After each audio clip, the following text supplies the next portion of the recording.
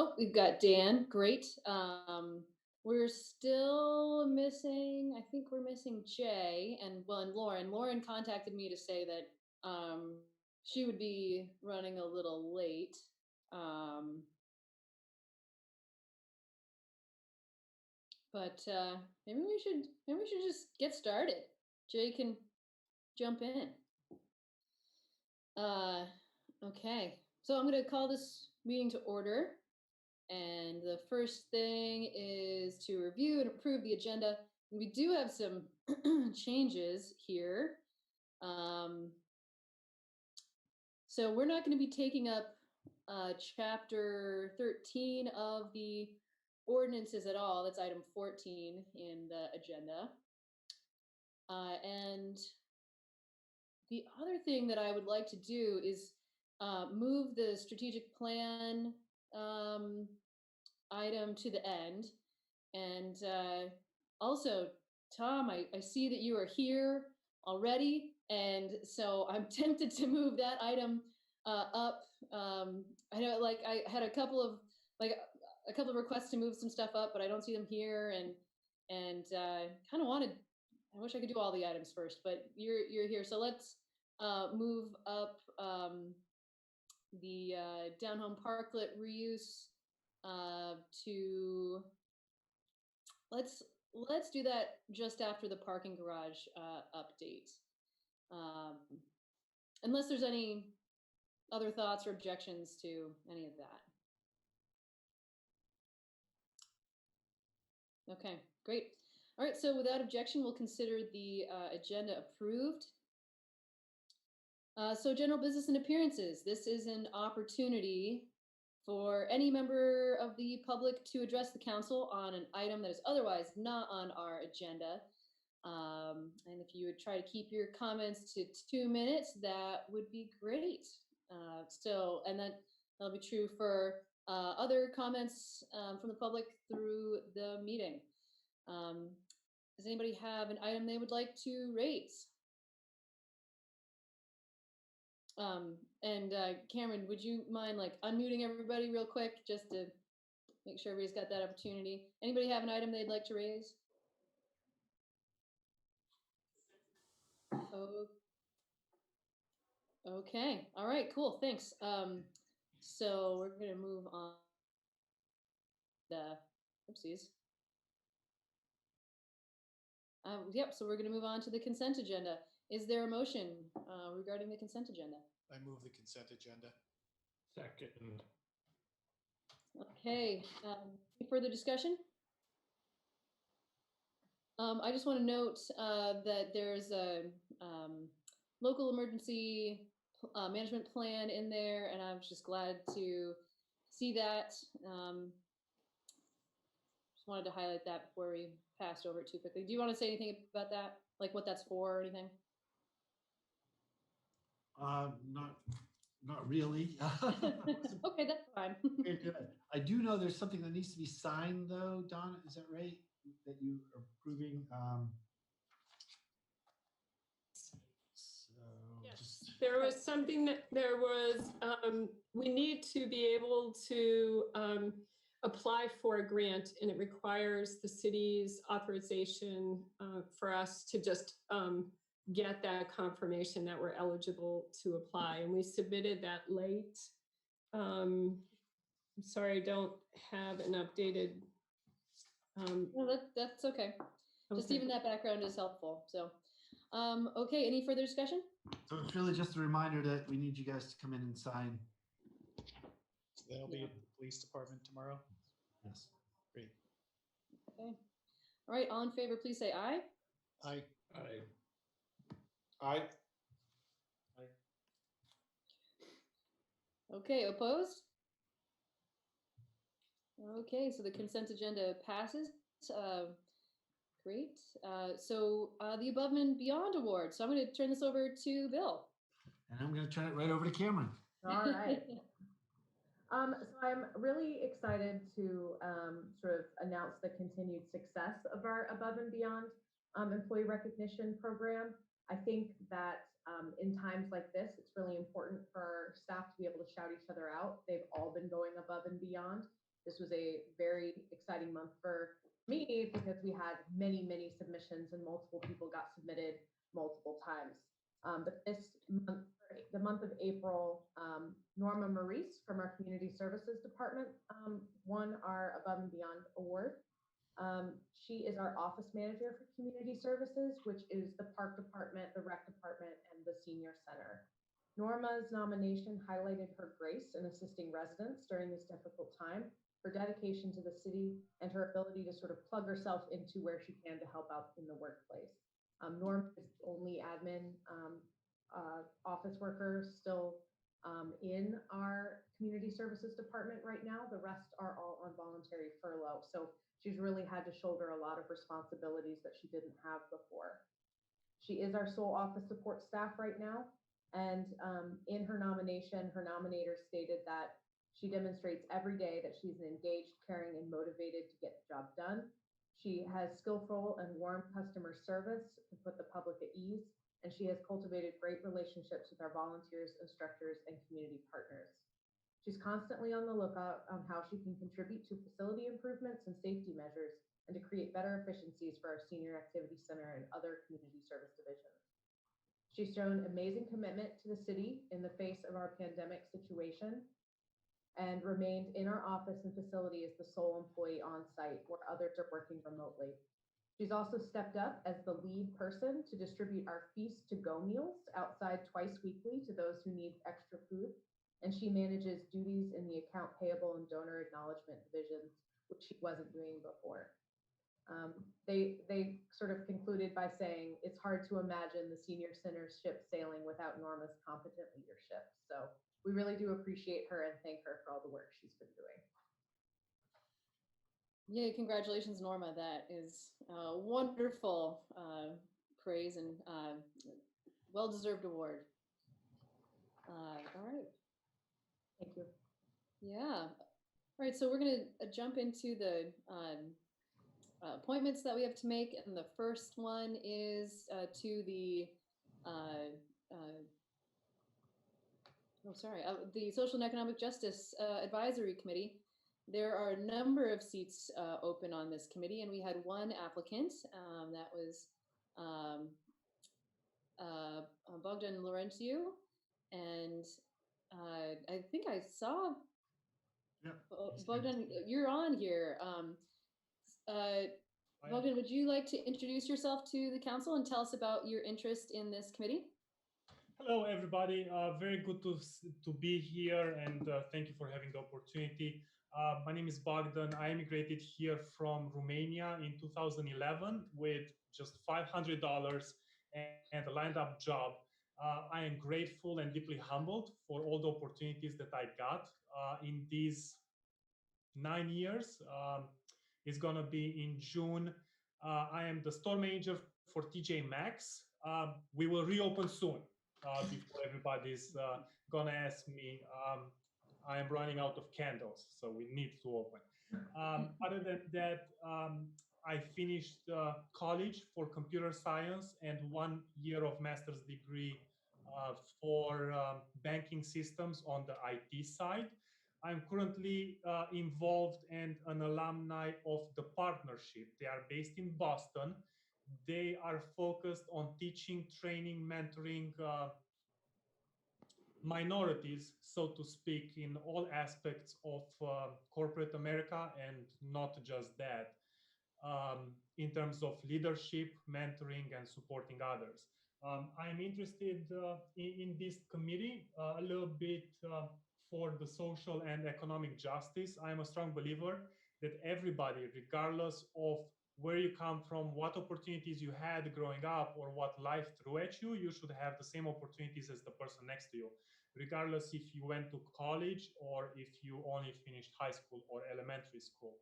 And unfortunately, there are still cases out there. The governor mentioned one earlier today, or it was yesterday, unless I'm mistaken, about a little incident with racism. So we really need to tackle this, and it's my strong belief that it's not going to happen overnight, and definitely it's not going to happen tomorrow. But if we all put in the effort and we actually do something about it rather than just being vocal about it, then we have a better chance of expediting that process and making sure that everybody at the end of the day, they have everything at their power and the information at their fingertips to be successful in life. After all, this is America, and it is my strong belief that if anybody can make it somewhere, they can make it here. So that's all I have. Again, thank you very much for allowing me to say a few words. Thank you, Bogdan. I have one question for you, which is, would you prefer to have a 1-year seat or a 2-year seat on this committee? I'll take any. So allow me to be, can I elaborate a little bit? Sure. Maybe for just a minute. I'm not going to speak a lot, even though sometimes I do have the tendency of. I am looking for opportunities to give back. Like I said, I'm humble and grateful for everything this country has provided to me so far. Since I came here, it wasn't easy. I started from the bottom as a server in a restaurant and a temp employee in retail at TJ Maxx and at Walmart. And I've had, at any point until probably a year ago, I had 2 jobs constantly to kind of have the life that I wanted to have. And you know, no excuses on that. And I'm really happy that I did that. But I'm looking for opportunities to give back, to give a little bit back, because I got so much and I had a lot of people that supported me and mentored me and sponsored me and really believed in me, and some that didn't. It is what it is. So I guess I'm just looking for an opportunity to give back. So I will take any chance you're going to give me. Thank you. Okay. Is there a motion? Connor, go ahead. Yeah, sure. And apologies, Bogdan. I really liked your speech, so I'm going to make a motion to appoint you to the 2-year term of the Social and Economic Justice Advisory Committee. Thank you. I appreciate it. And I'm open to questions if you guys have any questions for me, of course. I'll second that motion. Okay. I think, great. Also, Donna, I think you also were trying to second, but you were muted. So, yeah. Yeah. Great. Okay. Any further discussion? Okay, all in favor, please say aye. Aye. Opposed? Great. Thank you. And congratulations, Bogdan. Look forward to having you serve. Yeah. Thank you. I promise to make you guys proud. Great. Excellent. All right, so the next one is the Energy Advisory Committee. For that committee, it's still loading on my computer right now, but I believe we had something like 4 candidates for 6 seats, and so that would have been Jeff Fitzgerald, Donald DeWall, Kate Stevenson, and David Weir. And I think so David, you're here. David, do you want to introduce yourself to the council and tell us about your interest in this committee?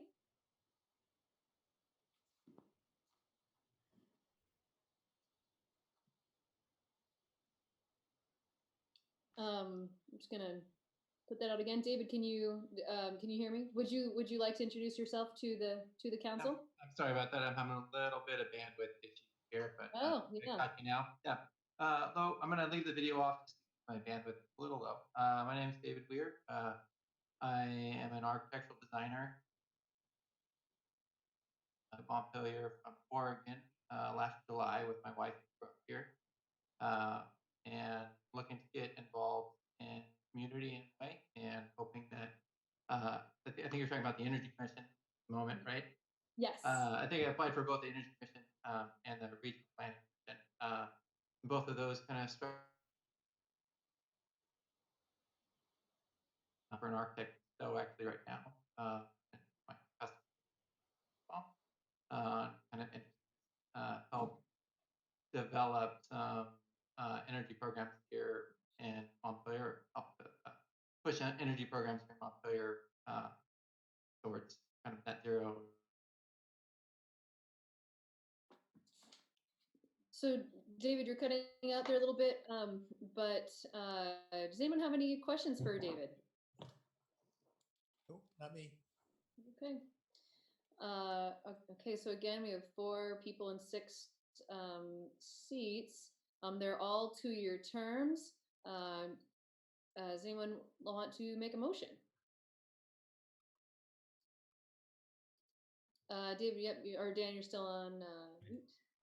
I'll make a motion to appoint the 4 candidates. I believe it's David Weir, Donald Duvall, Kate Stevenson, and Jeff Fitzgerald to each to 2-year seats on the Energy Advisory Committee. Second. Any further discussion? Okay, all in favor, please say aye. Aye. Aye. Aye. Opposed? Okay, great. Well, congratulations, David and others. Thanks for stepping up. Okay, the Recreation Advisory Committee had 1 open seat and 1 applicant, Scott Van Beck. I thought maybe I saw Scott on here. Is Scott on? He was. Yeah, he is. I have unmuted him if he wants to speak. Oh, there you are. Oh, right in front of me. Scott, would you like to introduce yourself to the council and tell us about your interest in this committee? Oh, he's still on mute. Scott, you're still on mute. There you go. Hello, everybody. My name is Scott Van Beck, and my wife and I moved to Montpelier from Houston, Texas 3 years ago. And Sarah serves as the Chief Financial Officer for National Life up on the Hill. And I'm a career public school educator. I worked 35 years in Houston, left as a regional superintendent, then ran a educational nonprofit in Houston for 10 years. And one of my earliest memories of living in Montpelier was getting introduced to noontime basketball at the rec center, and have really enjoyed the times down there. Love the pool. Like to play some tennis with my little 10-year-old mentee. I'm a mentor with Girls Boys First here in Montpelier. And it was actually Chris Hancock and I were talking, and Chris is on the rec committee, and he had told me of the opening. And so he introduced me to the director, and then I saw it posted that it was time to apply. So I sent the application in. I've been around athletics and recreation most of my life, and I think a strong community is defined by many variables, but one of the most important variables is how healthy and how recreational the community is. So I'm really excited to serve the city of Montpelier in this role. Super. Questions or a motion? I move that we appoint Scott Van Beck to the Recreation Advisory Board. I'll second. Okay, any further discussion? All in favor, please say aye. Aye. Aye.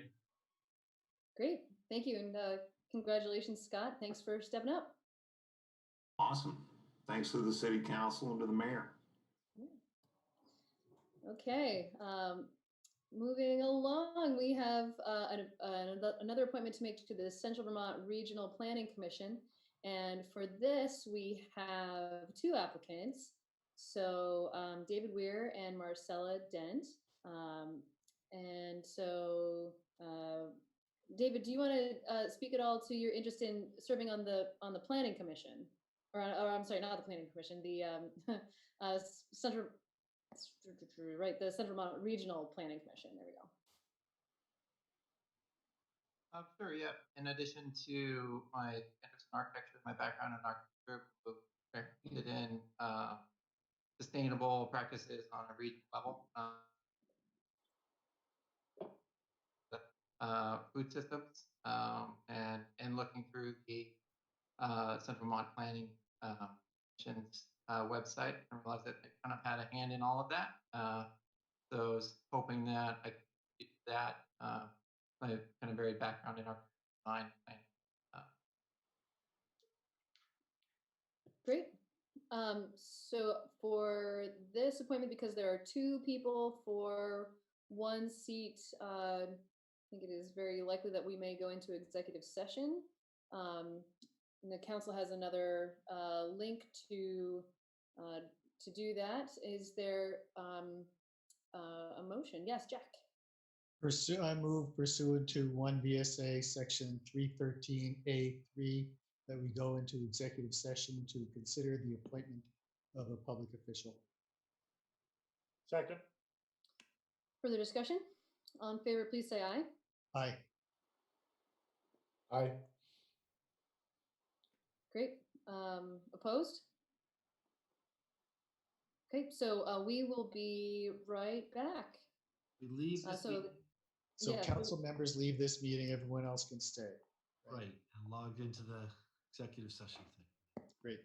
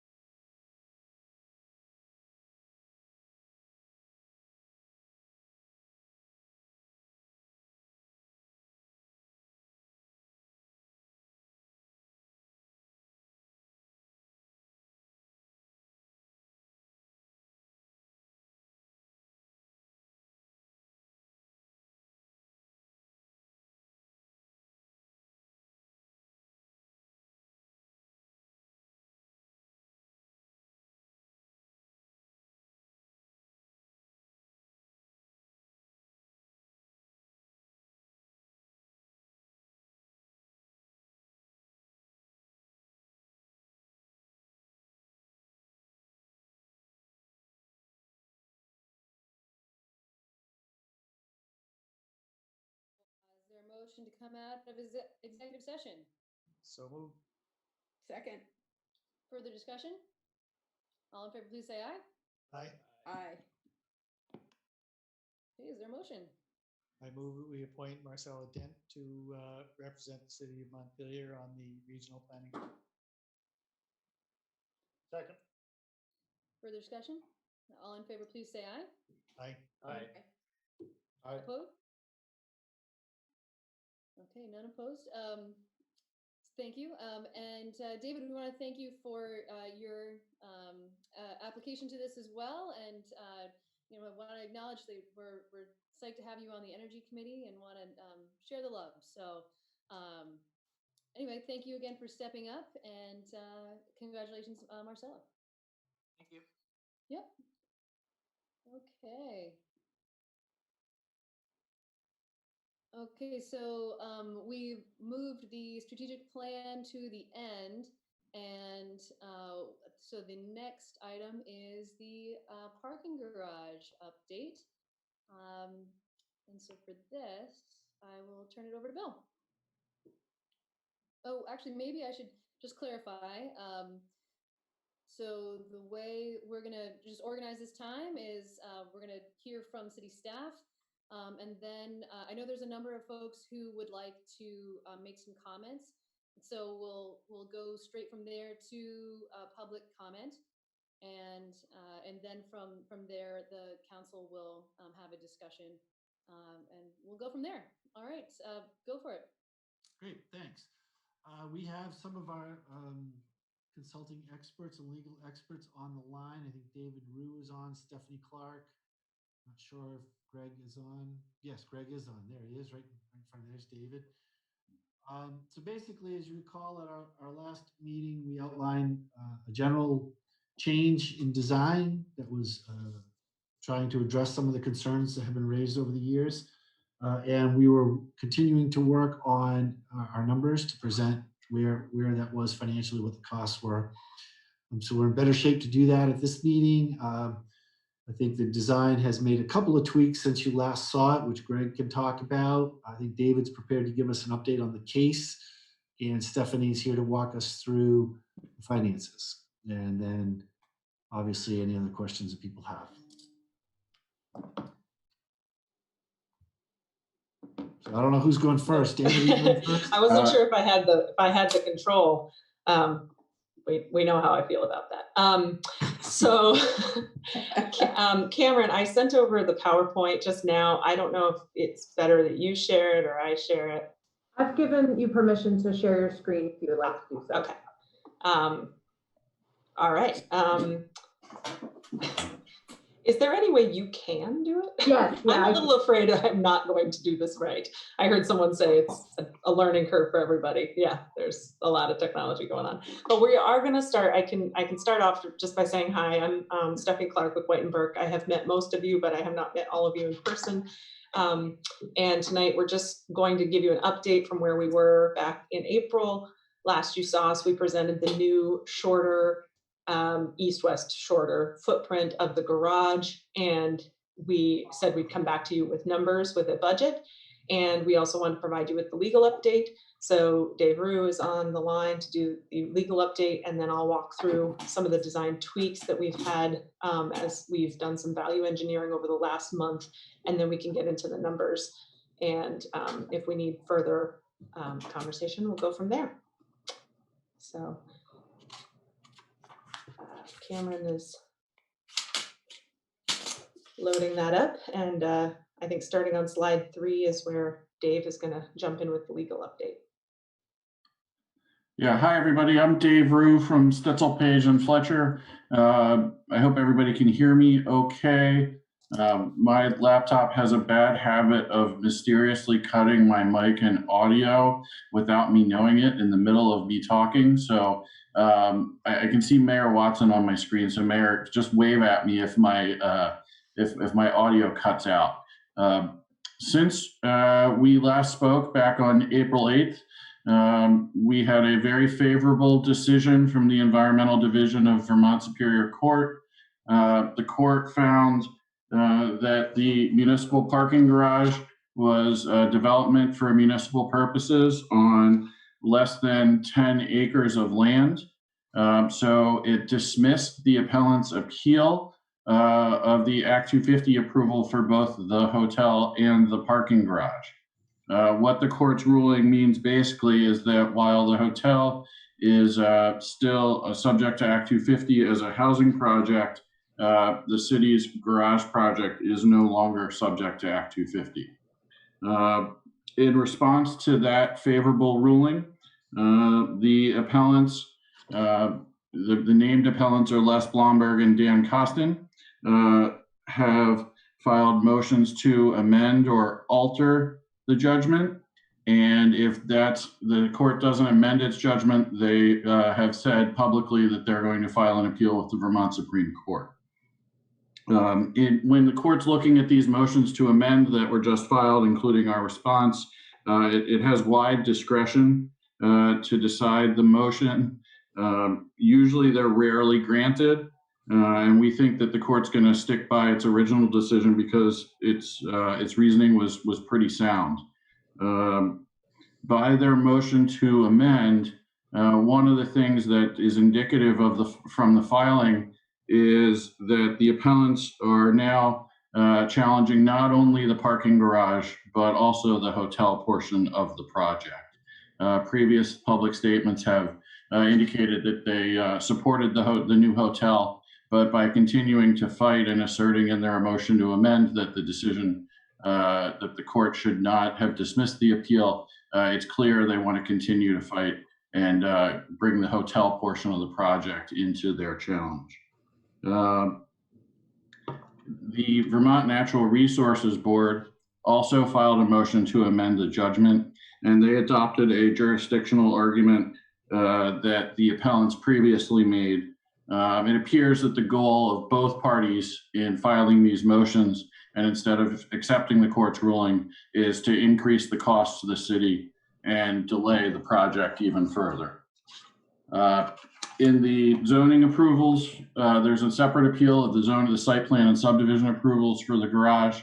That's proceeding now with discovery after we won a number of rulings, as I described back in April, that limited the issues from roughly 30 down to about 9, and that dismissed 16 of the 18 members of the appellant group from the case. So at this point in time, we're proceeding with discovery in the zoning appeals, and we are hoping to stick to a fall trial. We can't say for sure because we don't know what the emergency closure of the courts, what the impact of that is going to be. As many people probably know, all courts have been closed as a result of COVID-19 for anything other than emergency matters. But nonetheless, we're hopeful that the schedule was set far enough out that we're going to be able to stick to it. So that's where things stand right now.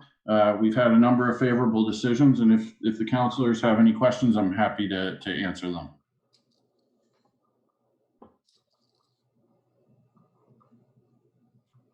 I'm not seeing any questions from council at this point. Am I wrong about that? Okay. Okay, moving on then. Thanks. Thank you. Yeah, Next thanks. slide. So I'm going to quickly go through just the slight changes we've made to the design that have been a result of the value engineering process that we've gone through looking for cost savings for the budget. And we were able, and I say we, but that's really not me. This has been a huge lift from the architectural construction team to achieve a lot of savings without changing the footprint or the general site design or the overall aesthetics, but to see a lot of cost savings. So we have now gone back to the interior layout. All the changes that have been done have been mostly interior, which have had some exterior impacts, but the interior layout going to a helical design, which is the sloped floors, that's what we had originally. And we thought we could go to the flat floors last month, but it really doesn't work financially to do that. So going back to the helical design, it actually reduces our height of our building by 2 to 3 feet, which is a good thing. And it increases our total number of spaces, which is also a good thing. We originally had a 348 space garage. That was what our approvals are for, but we have seen that number go down and go back up. It will be around 348, or it could be as high as 358. That's the current layout. But as these designs evolve, you see spaces come and go a little bit depending on circulation, turning movements, accessibility, ventilation, etc. And the windows on the building, which you could see in some of the renderings and in the elevations, have been adjusted slightly based on that interior change. You can also see that for value engineering purposes, for cost savings, we had to remove the glazing on the elevator shaft, and we've chosen to go with a hybrid steel cast in place concrete structure, which will have finishing elements included in that for longevity. These were all made to realize good cost savings, very significant. But truthfully, this is going to be subject to further design tweaks based on accommodations, negotiations with abutting properties, stormwater permitting, value engineering, and we expect that those things will hopefully continue to keep reducing the cost in doing so. We have a more technical memo that we'll be sending to councilors tomorrow that has the real nitty-gritty level of detail of some of those changes, the specifics of measurements that have changed, if that's the level of interest you're interested in. This also resulting in the slope back to the slope floors does get back at that question I know someone had raised previously about reuse. The garage is being built for parking, and it's a long-term investment for the city in parking. We have not intended for any reuse of this building down the line. That became more of a possibility if you had flat floors, but with the ramp floors, that's not really a possibility. Again, that wasn't the priority of council and the city to begin with, so we're not losing anything here, but that is the reality of going to the slope, back to the slope ramp floors. You can see on the next slide, we provided these two comparisons that we provided in the packet yesterday. There's the entry, this is the entry view, the top photo from the view you saw in April to the view now. You can see it's not a significant change to the overall aesthetic, to the overall look or scale. And in the following frame, the next slide has the same to be said of the aerial view from the southeast. You can see there a little bit clearer the change to the sloping. With that, I'm going to pause and see if there are any questions on design. We have Greg Rabideau, the architect, who has, God hope he didn't age more since you saw him in April, because he's done a lot of work to realize these cost savings, but he's here if you have any questions. Go ahead, Jack. Thank you. I didn't do all the dimensions. Is it accurate that the building footprint is basically the same now as it was discussed back in April? Correct. Yeah, exactly. As a matter of fact, precisely the same. Great, thank you. Go ahead, Donna. I just want to mention, way back when we first looked at the flat floor, we did have you price out what would happen if we put enough steel in it to repurpose it. And it was so costly, we decided not to advance it. I just don't want people to forget that when we costed out before, it wasn't feasible. That's so I'm quite comfortable going back to the slope. Thank you. Thank you. And I appreciate the drawings really help to see. Thank you. David, do you want to add something? Yeah, I just wanted to add that these two elevations, these are just two elevations. We will have the rest available and posted on the city's website in the coming days. Dan. I had a question. Have any of these renderings been done as sort of night views as to how the illumination is going to look? And along those lines, this sort of second related question is, am I understanding correctly that there's going to be sort of less windows out of the building, and within that, will any of the illumination be affected as to what it's going to send out into the night? Well, in the first case, I can say that we haven't done any night renderings. That's certainly something we could do. I guess I'd have to talk to Bill Fraser and the rest of the city staff to talk about, what that might cost if it's necessary. We have done photometric Yeah. analysis of the site plan so that we know that the lighting as proposed performs to city standards in terms of the foot candles on the surfaces. But I think you're getting at a more of a night sky kind of thing, right? Well, I am, although the photovoltaics, I think, answer my primary question, because I noticed I was sitting there thinking about the old design, that it had more windows in there, and whether that was going to make this building pop a little bit more against the sort of background of the night. And that really is my second set of questions is, am I correct in understanding that as a result of this, there's going to be less windows or openings from the building, which would be illuminated inside to the outside? Well, truly not. I think the one place where we're showing more solid wall than what you had previously seen is up adjacent to the hotel itself, where the two buildings face one another. But the south side, say facing the bike path, or the east side facing the Haney lot, have more or less the same disposition of windows in more or less the same set of relationships. We have a couple of things going for us in terms of controlling that lighting. We are still showing the sort of fiberglass art scrims that sort of cover up the larger openings. I think the openings with the green walls are going to offer a very filtered sunlight once the vegetation establishes. I mean, not sunlight, but emitting light from inside the building. Generally speaking, I think our biggest concern would be the pole-mounted lights on the upper deck. Because close down and around the building where we've shown walkways, that lighting is sort of built into walls and stuff. It's a little more discreet, and it's all down lighting. So I'm not sure I'm completely answering your question, but I don't think the change from April to May is really going to have a dramatic impact on how much light emits from the project. We're just going to kind of go along with EISNA standards for lighting performance and your zoning regs to try to minimize light trespass. So, thanks. Okay, thanks. Any other clarifying questions the council may have for architect or about the finances?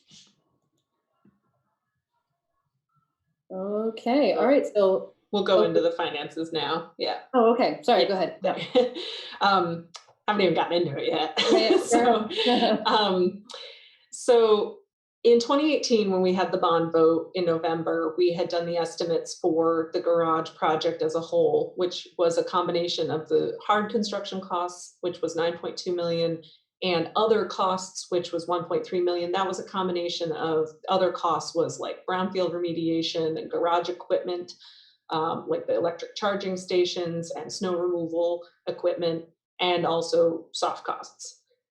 In 2020, a year and a half later now, we have seen that estimate for the hard construction go up.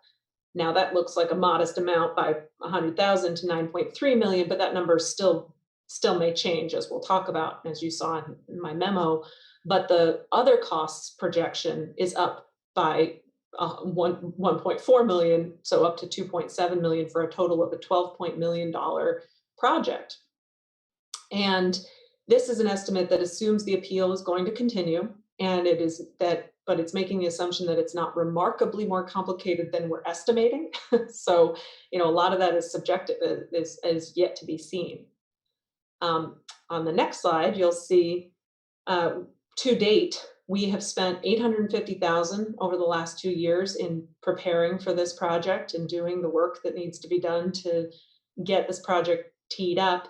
But 250,000 of that has been spent on the appeal, and that is direct costs on appeal. On the next slide, the updated estimate is showing that this cost increase is the result of 4 major factors, one being the appeal. we are projecting around $550,000 of costs will be spent on the appeal by the time this is done, if all of our projections hold true. And what's not reflected is that time is really one of the main drivers of this, that it's not direct expenses that can be shown linked directly to the appeal, but as time has gone on, other soft costs have accrued due to that project delay.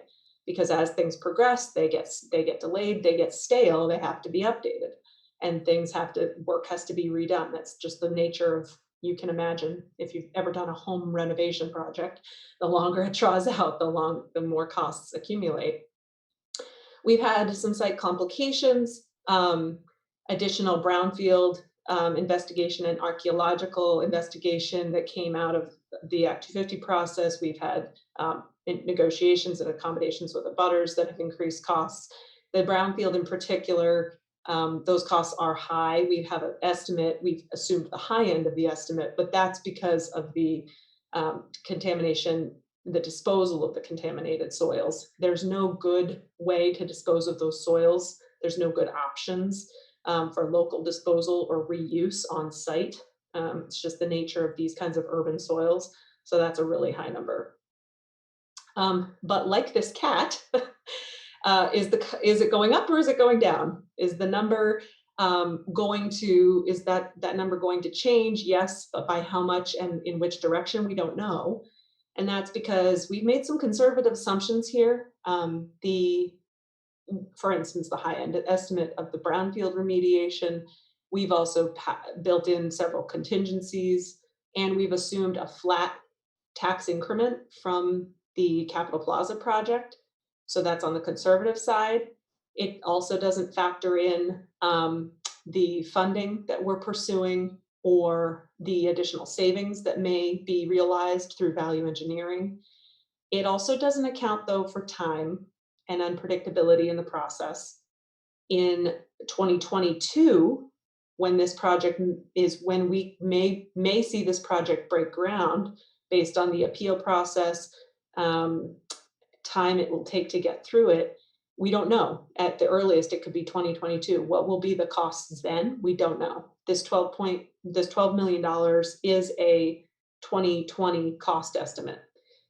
Historical data has shown us that the costs can come down some during a recession, and we don't know where we're going to be in that recession, but it's not a guarantee. So if we are looking at projecting this out a few years, we may want to assume a modest 2 to 4% annual inflation. Staying on this slide, we are looking at savings. The process is ongoing. We're evaluating the equipment options, ways to cost share, looking for further tweaks to the design that don't compromise long-term longevity, quality and longevity, which is a fine line to walk. We want to be careful with that. But the question is, can we afford this, and how will there be a gap? Because our 10.5 million number was based on parking revenue and TIF revenue. The $12 million garage may have to factor in some additional funding. We could potentially, if by the time we're ready to construct, use the TIF fund. If the TIF fund has realized additional increment that's not been used elsewhere in the city, that's what that's there for, is to pay down TIF debt. We don't know what the bond bank rates will be, and maybe we even can find some other lower cost, lower interest loans. We have a mix of taxable and non-taxable debt through the bond bank, so maybe going with other options for lower interest loans would be helpful. So these numbers aren't completely final. The federal stimulus money has come up as a question too. Could we potentially be eligible, because this will be a project that will get people back to work. It's an infrastructure project, but any delays and getting caught in the appeal process are going to slow that down and increase our risk of being eligible for that funding. So depending on where we land with that cost after the litigation and after our continued efforts, we need to assess that gap routinely and figure out what that gap is and how we can fund it using parking rates. And at the very last option, it would be increasing property taxes, which is something we don't want to do. And it's something we've not been planning on doing from the beginning. But with these additional costs, that is a risk. But there's all these other funding mechanisms and other ways we want to explore. We remain committed to the project, we being the entire city team. The appeal and the delay have and will continue to increase costs, but it's the will of the voters to approve the project by a significant margin to see this garage constructed. And so the work on the financials is ongoing. We're keenly aware of how important this infrastructure and construction project will be to the economic recovery of downtown Montpelier and downtown businesses. So that's why we're here tonight, to ask you to approve the design change that we've proposed, and with this point in time update, get that approval to proceed so we can continue in the court process with the next steps that Dave outlined. And I can answer any other questions on the finances. Okay, do any councilors have any clarifying questions about the finances?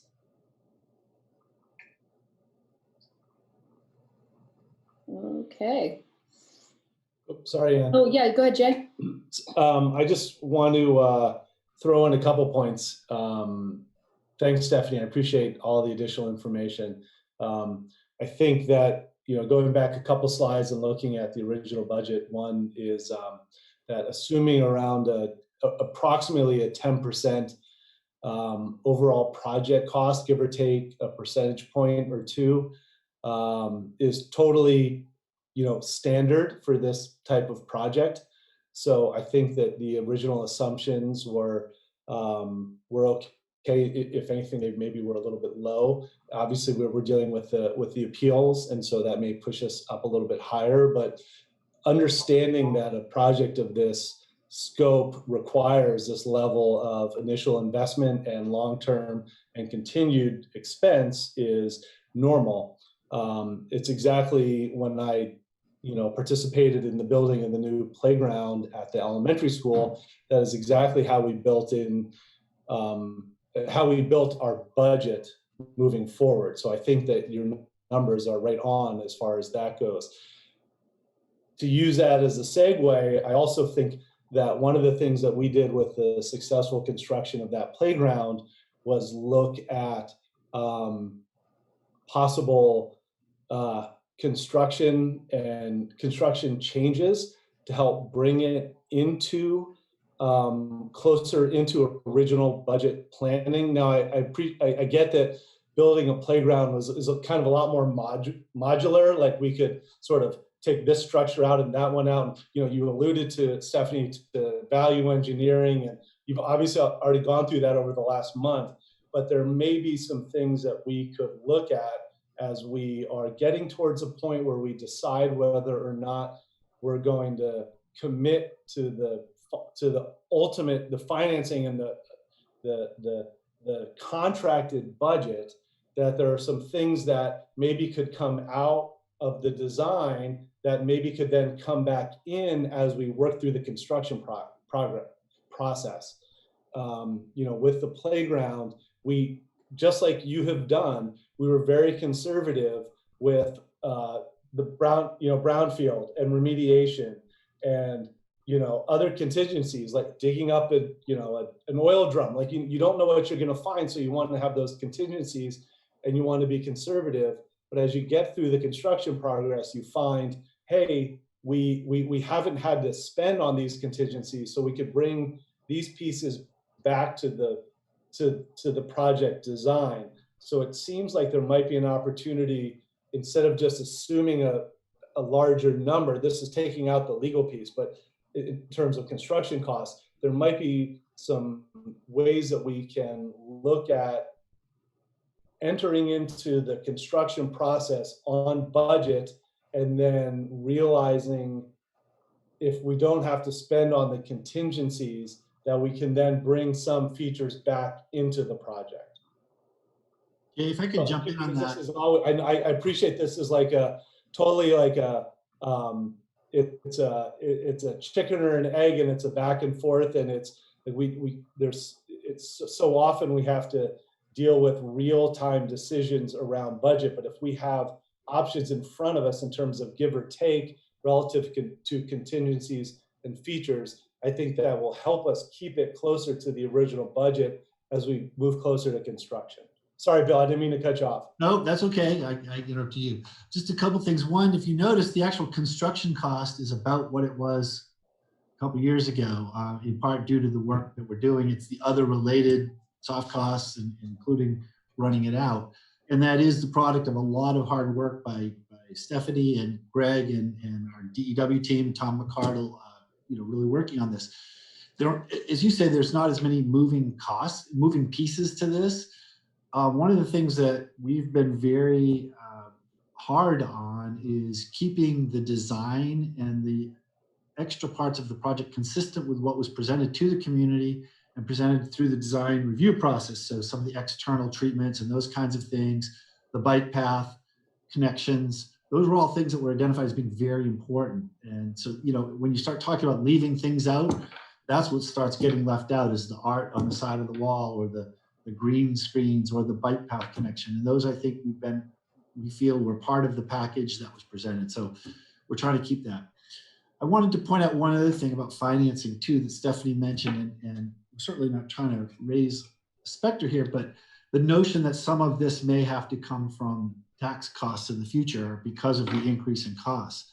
I point out that we've already spent $850,000. It's going to probably be $1 million very shortly. If we do not go forward with the project, that $1 million is coming out of tax dollars too, because there will be no other place to take it. So we'd have to float the bond we've already approved and pay for that. So, we're not, it's not like, gee, if you keep going, you're going to cost $1 million. Well, if you stop, you're going to cost $1 million. So I think it's important to weigh those things together. Just wanted to, it hadn't been mentioned earlier, so I wanted to say that. So I'm done. Any other questions about the finances? And just to be clear, what we what we're considering tonight is just approving the design changes, not necessarily even actually moving forward with the project in general. It would be continuing the project through the litigation using this design. Right. Obviously, when we get to whenever the finality of that process is, then we would, we won't really, like anything, you never know the actual cost until you put it out to bid. Yeah. But, and so we would be making decisions about that all along as, obviously the hotel project would. Jack, did you want to? Yes, Yeah. thank you. The brownfield remediation costs, are those higher than we expected because there's more polluted material on the site, or because you've determined there's not any other way to take care of that, or what exactly is it? That's a good question. When we first had the estimate in 2018, we had most of the characterization done, I think, at that point in time. So we knew it was very dirty dirt, but we didn't quite know what level it would rise to on DEC's, the state's measure of how it could be disposed of, because they have specific regulations around that. And then it was a question of where. And there's some options. We tried to get as much on the site. If you can cap it on your own site, and it's a parking structure, so it's great. Problem is we're digging, we're going deeper. So we're actually excavating and having to get rid of material. So it was a combination of how would it be characterized by the state that we didn't know. And also we didn't know where it could go and how much that would cost. Thank you. Following up on this, and this might be a question more to the manager than to you, but if the project does not go forward, does the city have any source of funds to do that brownfield remediation at the present time? You mean just do the brownfield remediation without doing the project? Yeah. We don't really, and I'm not sure we would. The the bulk of it is on land that is currently owned by the Capitol Plaza that will be being transferred to the city. So it wouldn't be the city's property to do it. And the remainder, in fact, I'm not sure how much there is on the Heaney lot. It's not a lot. So the city doesn't really own either of the properties at that point. Obviously, if we were to acquire the land from Capitol Plaza as per the arrangement, then it would be our property. We'd have to do it. And we, as part of our lease amendment with the Heaneys, we would take care of that there. But And to your point, it's also, it won't be disturbed if there's no project. It's conceivably not being dug up and exposed and needing to be removed from there because it would just continue to be under the parking lot as it is today. But so that polluted soil would just stay there if not for this project, which is funding to remove it. Correct. Thank you. Hey, any other questions about the finances? Okay, so I know there are some folks from the public who would like to make some public or make some comments about this. And I had a heads up from Sandy Bitstrom and Rebecca Davison that y'all were interested in making some comments. So we'll start with you, and then we'll see if there's any other folks who would like to make a comment. Sandy or Rebecca, are you still interested in making a comment? I'm trying to, oh, there. Hi, this is Sandy. I am actually going to speak first, if I can, for Bill Kuski. He had trouble with his audio, and I can't tell him. Sorry, it's doing weird things. So he just asked me to read this out loud for him. Okay. Hello, I would like to speak later for myself, but this is for Bill. That's fine. Yep. Hello, my name is Bill Kuski. I live at 5 Deerfield Drive. I'm firstly a concerned citizen and also a member of the appellant group for the proposed parking garage for the new Hampton Inn Hotel. I'm a resident of Montpelier for 25 years, raised my family here, and I'm a member of Christ Church. I have not been active in city politics until I became a member of the group on election day in 2018, when I signed a petition to challenge the $10.5 million bond to finance the construction. I was persuaded with logic that taxpayers should not take on debt, and since then I've learned a great deal more about the genesis of the financing and the design that's raised even more concerns for me. The most tangible design concern has to do with public safety. That is, both the first and the new design make no improvements to the primary access between the garage and the Capitol Plaza in Christ Church. The city agrees that this is a street, but it does not meet safety criteria for a street. There should be sidewalks on both sides of the street and parallel or angled parking. The proposed design is a life safety hazard, and it's specifically prohibited in our zoning ordinance. I'm a member of this group without a legal mind, but I'm very proud to participate in the meetings, and I've been impressed with the work of our lawyer. I do believe that we have the best interest of Montpelier in mind. I'm not anti-garage, nor am I anti-merchant, nor am I against the share, as I want the hotel and the family to prosper.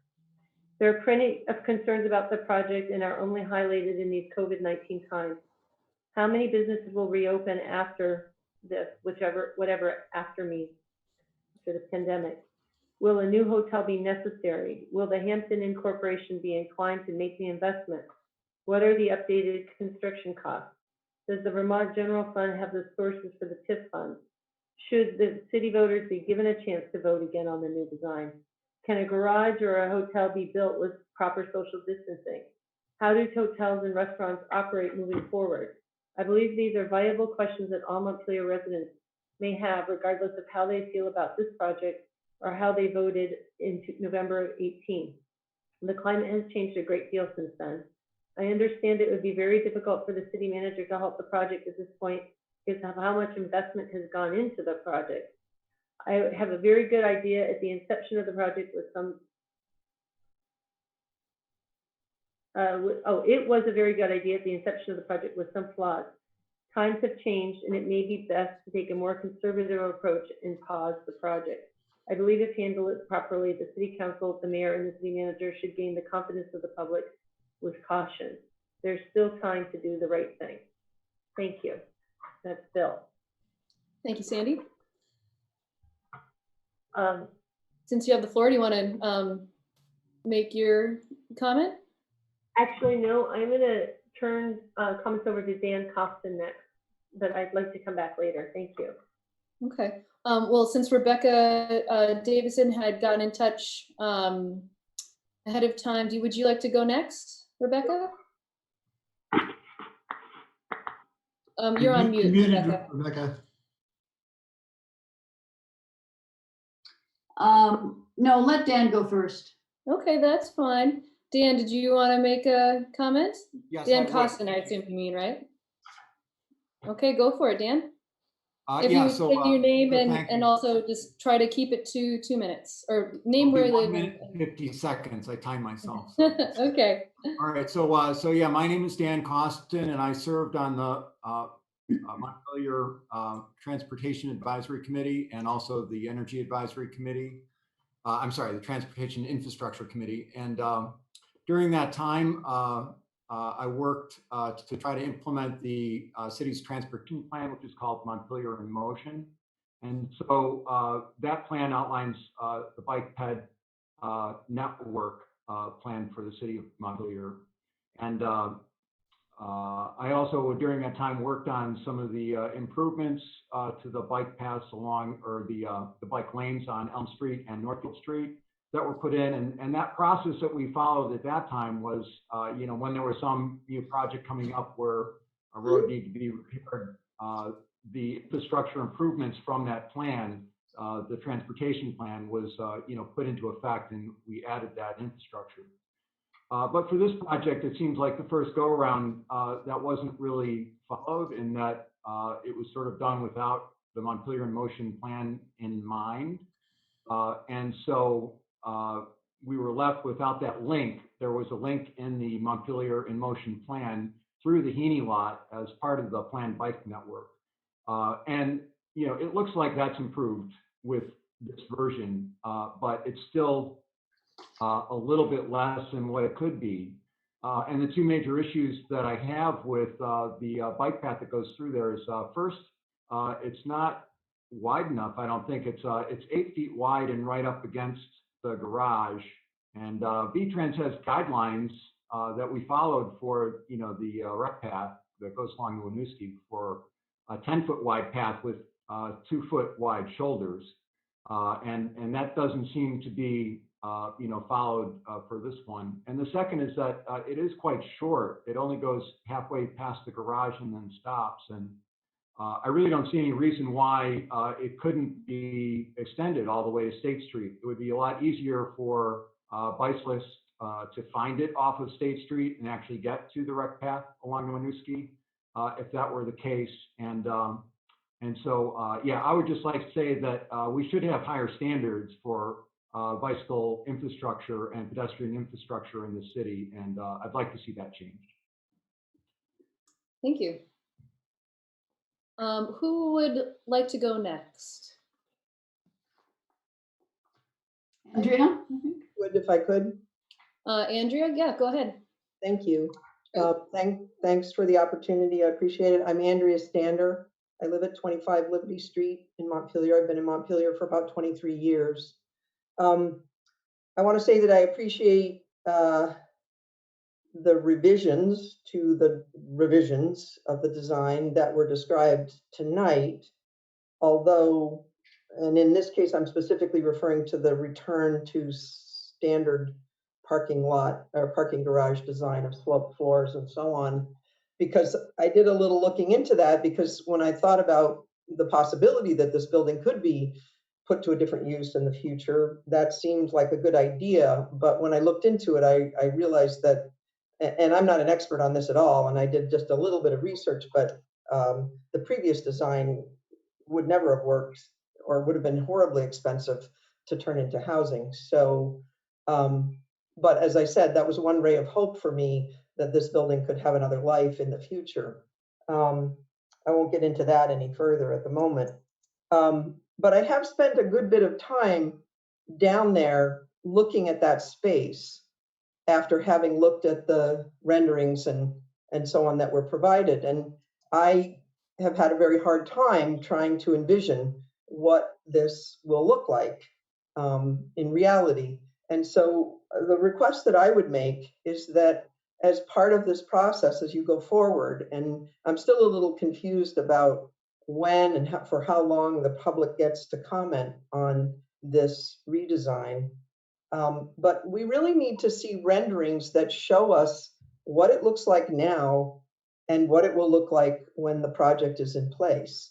Because there's a whole lot of impacts that I can envision just from standing there staring and looking from different angles and kind of estimating sizes and stuff that will significantly change the way the downtown looks. I'm pretty sure if you're standing on Main Street near Shaw's, you probably will maybe be able to see the top of the Golden Dome.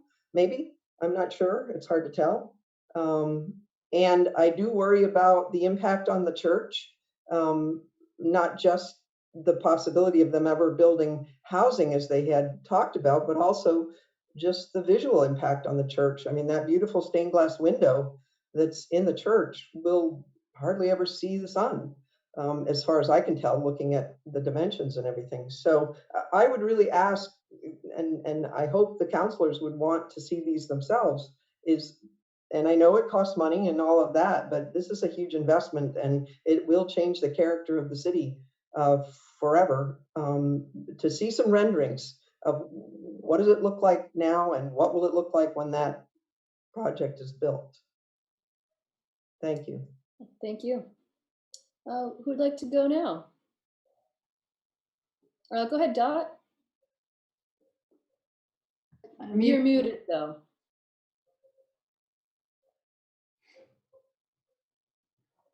Oh, there you go. Yeah, I'm one of those old people. Anyway, hi everybody.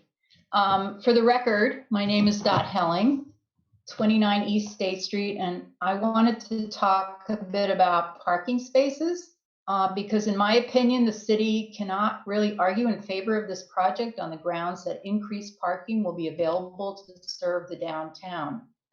And I've looked at the space count and follow my numbers because in fact, I see the combined project as it's currently presented, losing a total of 43 public metered spaces. In 2018, before the bike path construction and the closures related to this project, there were 120 available public spaces. Since the plaza lot closed and the bike path opened, there appear to now be just 52 spaces, and they're all in the heating lot. And there will only be 77 spaces post-construction. The initial design provided for 88. The project just simply does not guarantee increased public parking. The total gain, including the car lot spaces, is only 52 and not the 160 that's been claimed. The so-called 200 flex spaces to be used by the hotel are not readily available to the general public. We can't count on these spaces being available during our busiest days when the hotel gets them first come, first serve for their tenants, their sublessees, their staff, their hotel guests, and conference attendants.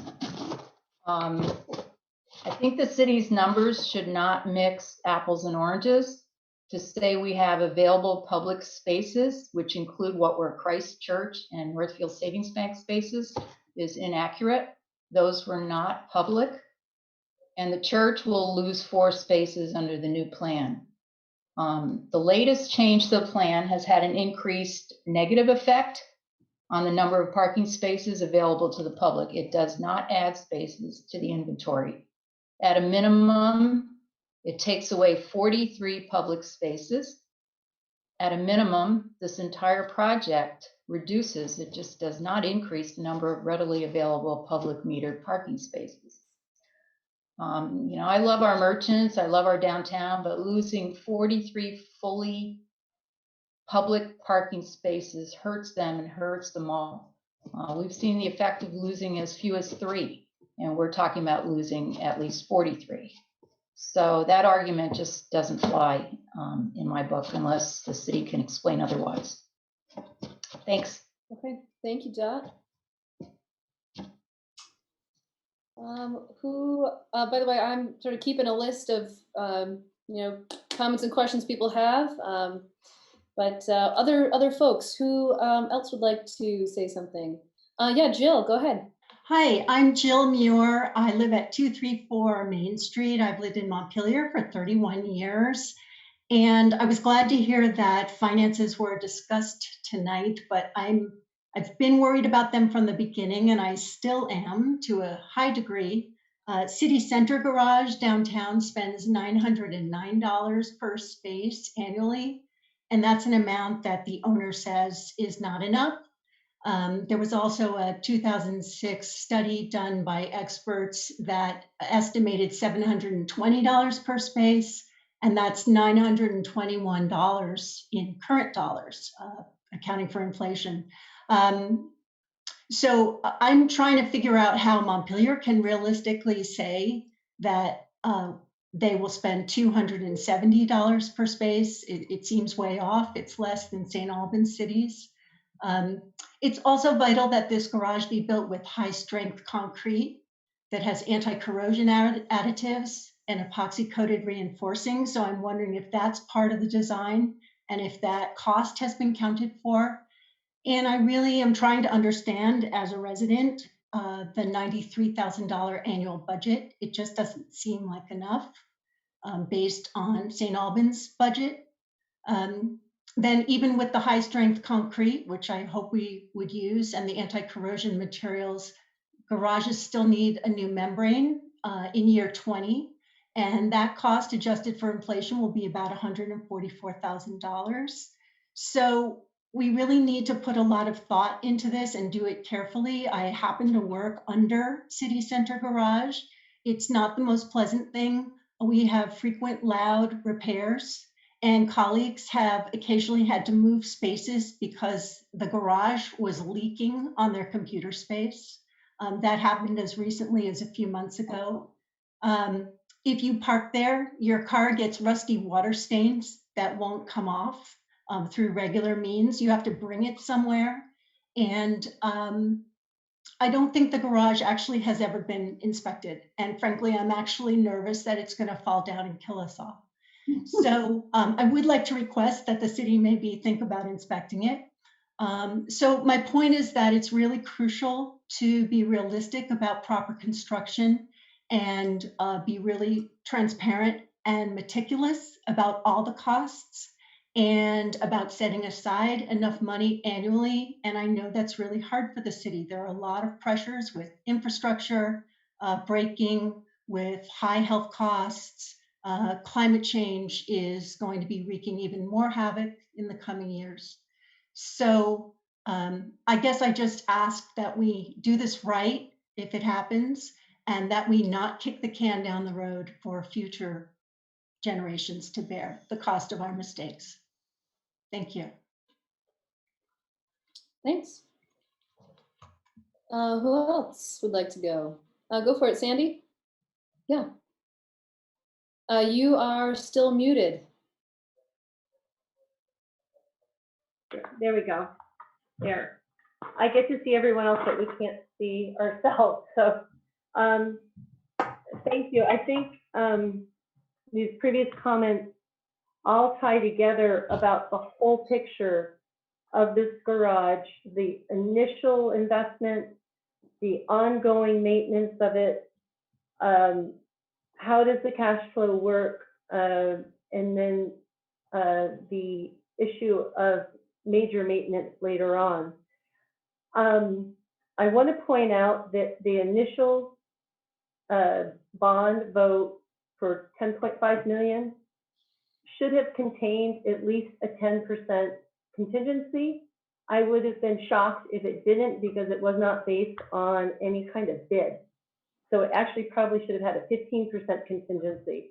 So this increase of 1.5 million or 10%, particularly the fact that it's in soft costs, other than the cost of inflation, is a problem.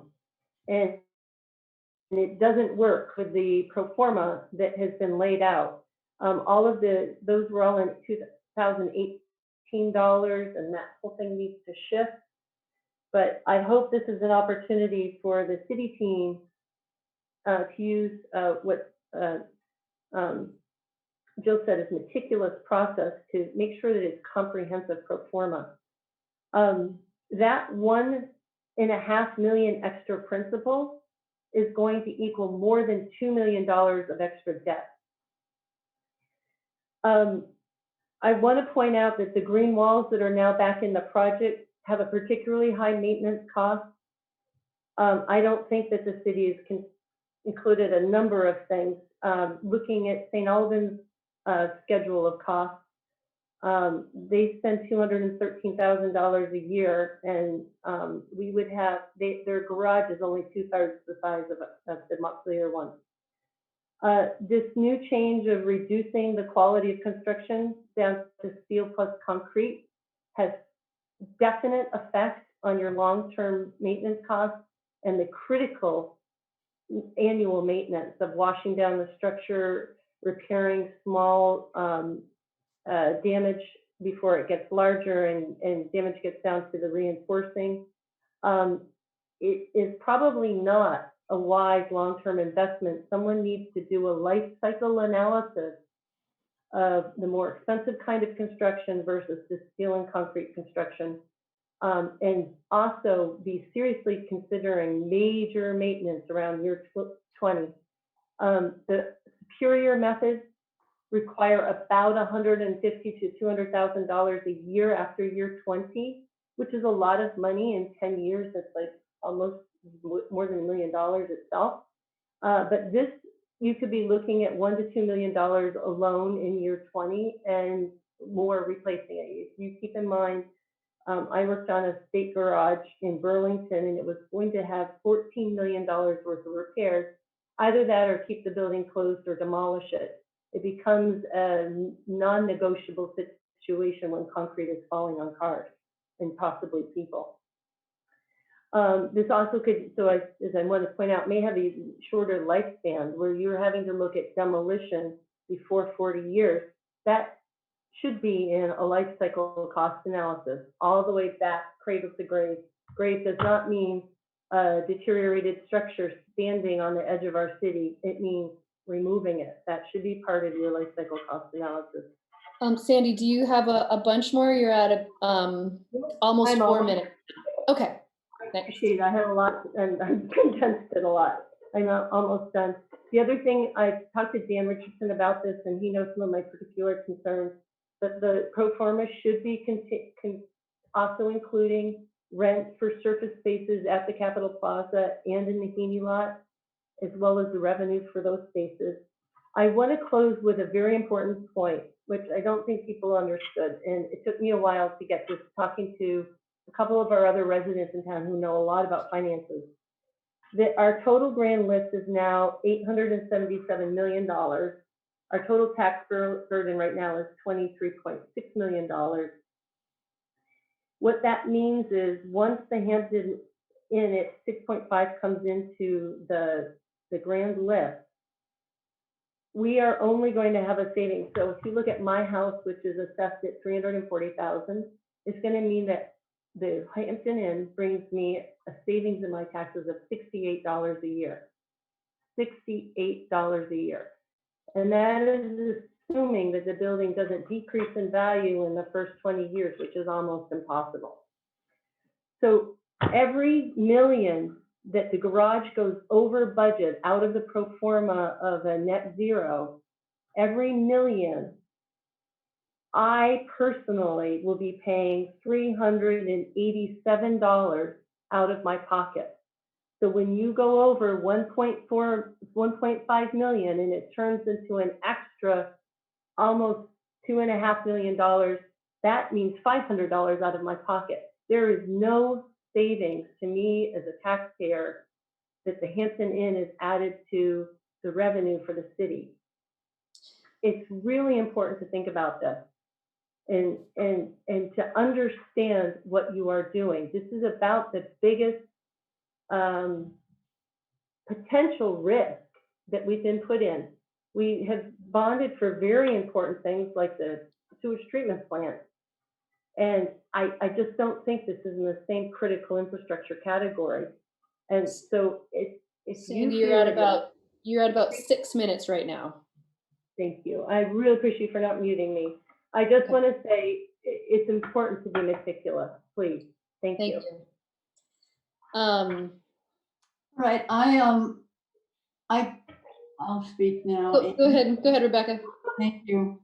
So, sort of building on what Sandy and others have said, I think that we all understand that we're living in extraordinary times, that this is not 2018 anymore, folks. This is really, really different. And it's my understanding that the hotel is a critical financial viability for the parking lot, correct? The hotel has to be built with a parking lot, parking garage. But my question is, what is the status of the hotel project, both the new hotel and the boutique upgrade? The Hilton Corporation stock is down 40%. In response to the COVID-19 crisis, the company issued a press release on March 26th that said, quote, with travel at a virtual standstill, operations have been suspended across many managed and franchised hotels. The president and CEO is foregoing a salary for the rest of 2020. The top executives have taken a 50% pay cut, and the company is eliminating non-essential expenses, including capital expenditures.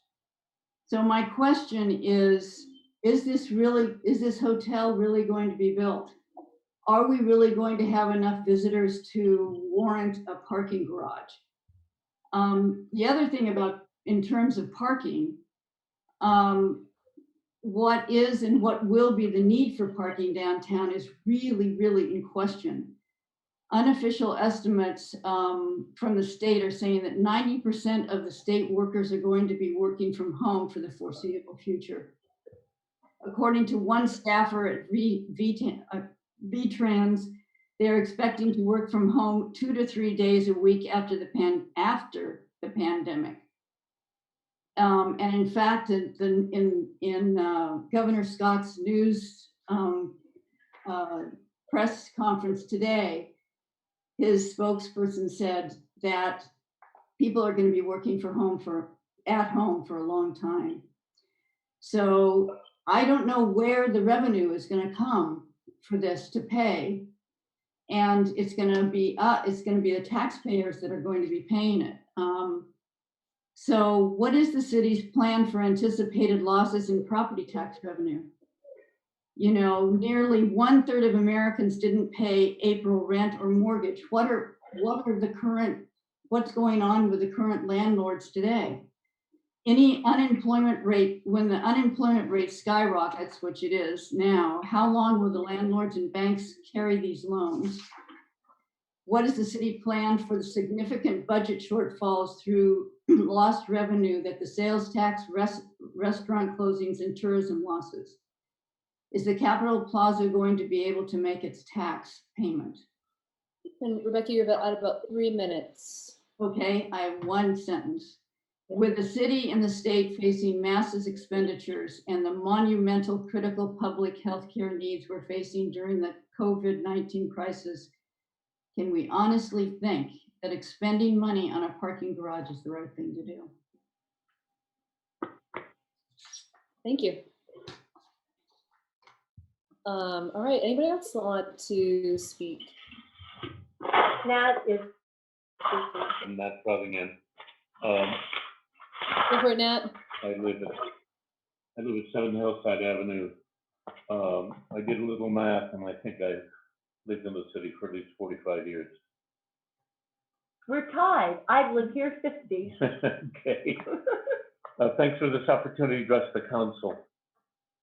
We've heard a lot of specific comments this evening about design specifications and costs of the proposed Montpelier garage.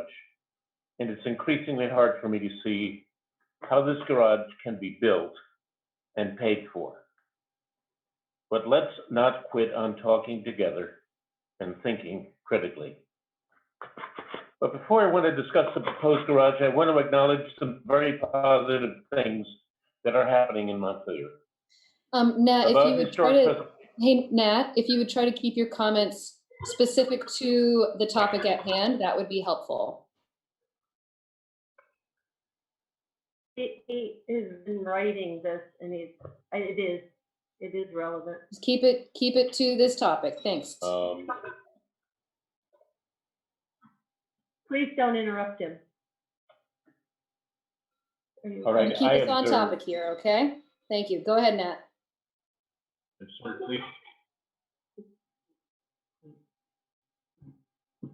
Speaking about historic preservation, 10 or so years ago, with the founding of the Vermont College of Fine, the new college saved College Hall and the college campus, a terrific achievement.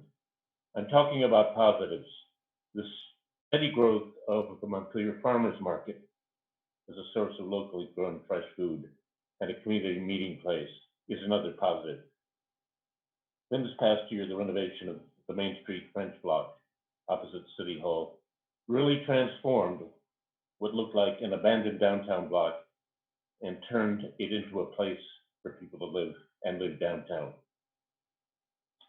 Then this year, we celebrated construction of a new transit center. That center gives a whole new first impression for visitors entering capital city. Overlooks a new bike path and affirms the logic and necessity of transportation alternatives, not just cars, but people walking, bike riding, taking a bus or a train. I worry about the proposed new garage for these reasons. First, it's in the wrong location because it blocks a view from one direction of the Vermont State House and blocks an access to the North Branch River from the other direction. Second, the new garage, if built, will cause a downtown traffic quagmire. Imagine a car entering the city across the Taylor Street Bridge and quickly encountering the failed intersection at Taylor and State. And after a right-hand turn onto State Street, there's another failed intersection at State and Elm. You're still driving, but you're not yet at the garage, and you're still not parked in the structure. Third, we've got to see our rivers as a valuable natural resource. Let's not hide the North Branch behind an oversized garage. For years, we have imagined creating a walking path from the confluence of the North Branch and Winooski rivers, north to State Street, then to Langdon Street, then to School Street, all the way to Lane Shops, and finally to the Montpelier Rec Field. Montpelier deserves our care and affection. Let the center of town be a place to walk, shop, dine, meet friends. Let Montpelier breathe instead of filling our streets with traffic, pollution, and congestion. Thank you. Thank you, Nat. And I would remind folks to try to be respectful of how we run our meetings. And that means that I do get to interrupt people when it's appropriate. Anyone else have something they would like to add?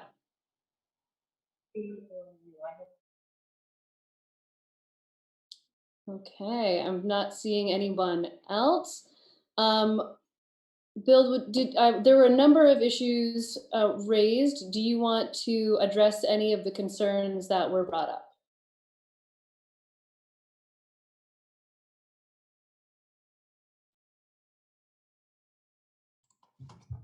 Sorry. I think we can address a lot of them, if possible, many of them, not all of them, but many of them related to the litigation, pending litigation. I guess I wonder if we can't spend a couple minutes with our attorney in executive session and figure out which ones we can answer now and which ones we can't, or shouldn't. And because some are general statements that I think are easily answered, and some are very specific, are issues in discovery and are pending them. So that would be my suggestion before I just start answering. Okay, I think that makes sense. So your recommendation would be that we go into executive session? Yeah, I don't think it's gonna be super long, but we've got Dave's here. I would need to be sent the link, please. Oh, right. Yes. Stephanie too, I think. We want to include Stephanie, yes. Cameron, can you send David and Stephanie the link? Thank you. Donna, it looked like Donna and then Jack. Well, mine is more procedural, Mayor, and that is, I'm just looking at a break. Do we get a break before executive session or right after, so people understand whether we're coming right back? That's a great point. Maybe we can vote to go into executive session and then talk about what we need to talk about there and then take a break before we come back. Does that sound okay? Thank you. Great. Thank you. Thank you. Jack. Yes, pursuant to 1 VSA section 313A1E, I move that we go into executive session to discuss a matter in litigation. Second. Okay, so there's been a motion and a second. All in favor, please say aye. Aye. Aye. Aye. Can I just make one?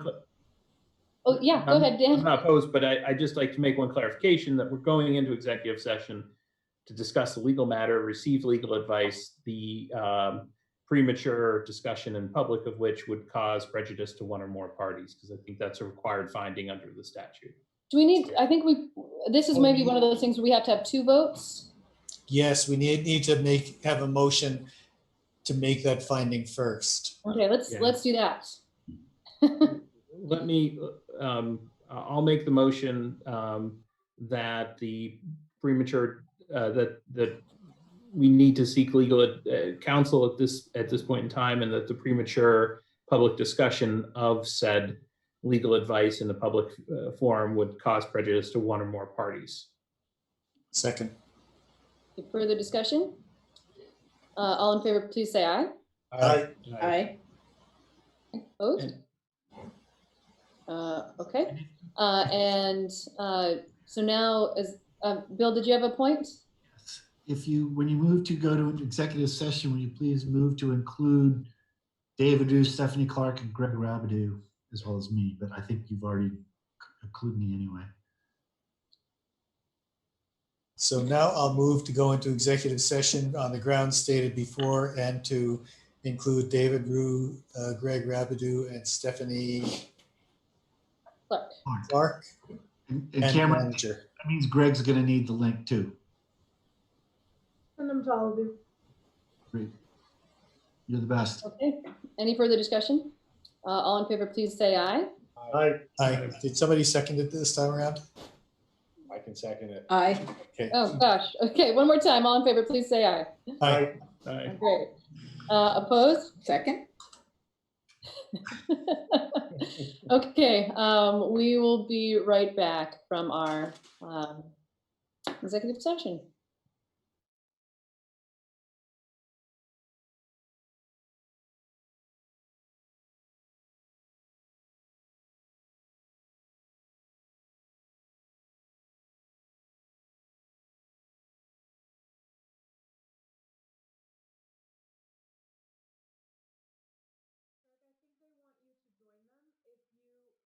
Exit out of this Zoom meeting and go to the links that I just sent you to your email. You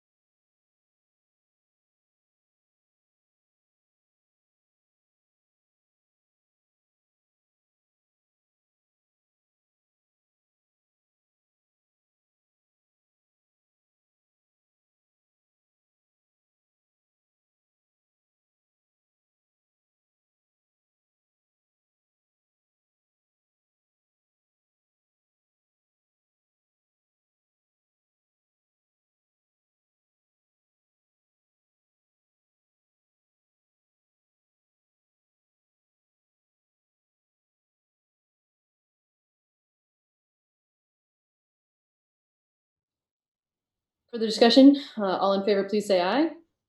Aye. Opposed?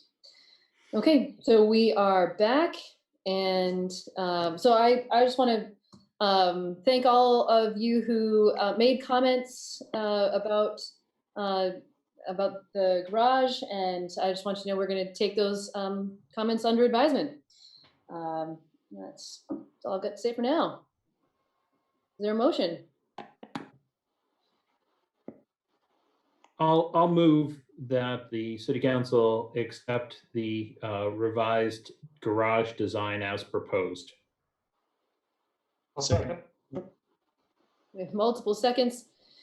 Okay, any further discussion? All in favor, please. Oh, Jack, go ahead. I just want to comment that as we've gone through this whole process, and it's about a year and a half since the voters voted to approve this. People have continued to come to council and advocate for improvements in the design and improvements in how the design parking structure would fit in with the city.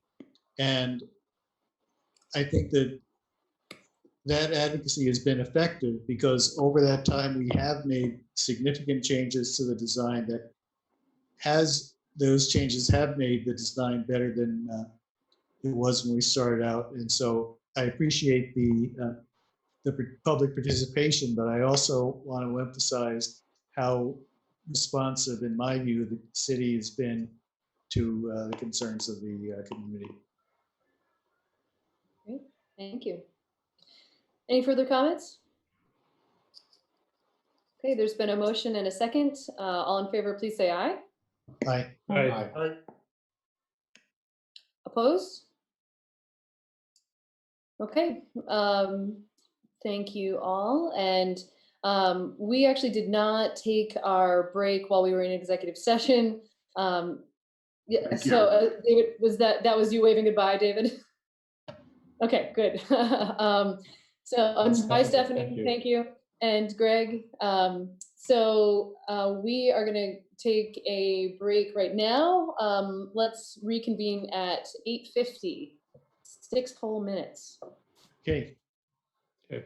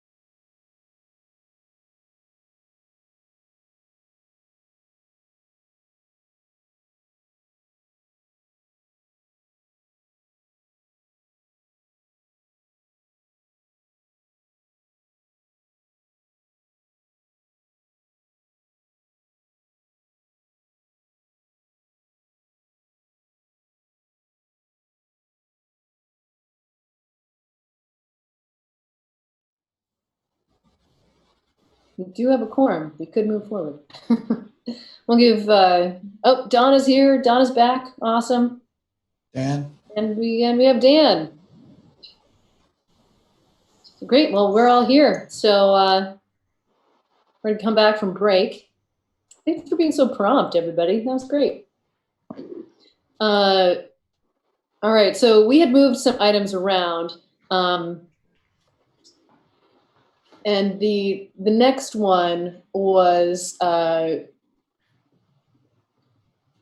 down home parklet reuse. We had moved that forward, and I'm glad that we did. So I think it's still timely here.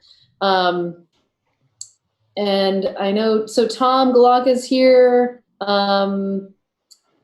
Fred Bashara.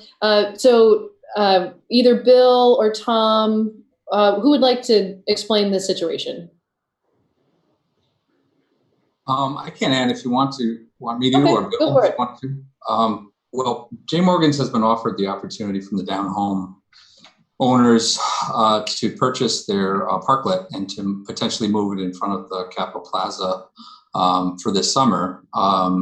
With the opening or potential reopening from the governor of restaurant space, it's going to be significantly limited to start. So we were interested in it, and so we figured we'd hear it out and see if it was a possibility from the city to move it, basically just take the same one that was on Langdon Street and move it in front of J. Morgan's, where it is right now, at least for this summer. It would occupy, I thought it was only 2 spots, but it looks on the agenda, it says 3.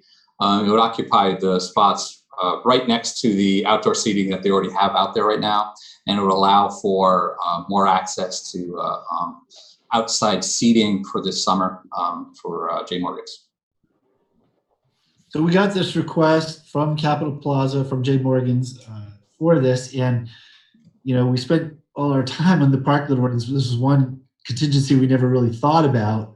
We approved the parklet for 3 years for down home in that specific location, and I think the question is, if somebody had come into that down home location and wanted to take it over for the remaining year or whatever that's on it, there wouldn't have been any question, like, yeah, different owner, but same location, same.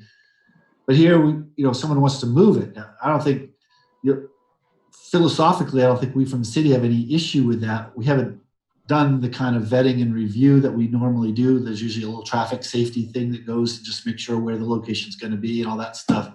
As you know, you get that from the police and fire, which we'd be happy to do for this location. But my first reaction was, is this what the council intends to do? It's not really spoken about. Can people sort of, or would this be a new application? How do you want to handle this? So like I said, I don't have any particular philosophical concerns about it, other than we would want to do the safety vetting. But it's really your interpretation of how you want to handle the ordinance, and if we want to change that in the future. And related to that, I hope we can take these separately so we don't hold up the Capitol Plaza folks. We also got a request for a food truck, not just one of our little vendors. And again, COVID related, I mean, they make smoothies and things, and that's not really a meal thing, but they wanted to use a parking space for the summer. Now, we do have one more parking space in the parklet ordinance, but it wouldn't be a parklet, it would be a food truck. But this is a person who normally makes their living going to festivals all around Vermont all summer, and they're all canceled. So they're like, look, can we park somewhere and try to do it this way? So again, I'd separate those, but it's, I think we've got some unusual things. I'll shut up and let you guys have at it. Sorry, one clarifying point about that. Bill, if I'm not mistaken, the food truck issue is, might actually be, there might be some kind of problem with food trucks in another part of our ordinances. Is that also your understanding? Well, we have a vendor ordinance. So, it was really intended for the vending carts. Mm-hmm. And that vending ordinance specifically says you can't use a parking space. Right. And whereas a food truck. So I just wanted to make sure that that part was out there, even though I think I agree we should take these separately. Jack, you had some potential language, yeah. I did, and thank you. I spent a little time researching our parklet ordinance since this came on our I think I understand. and okay, to keep going. Yes, go ahead. Yes. And at that time, I did not realize that there was an agreement or a potential agreement to transfer the parklet.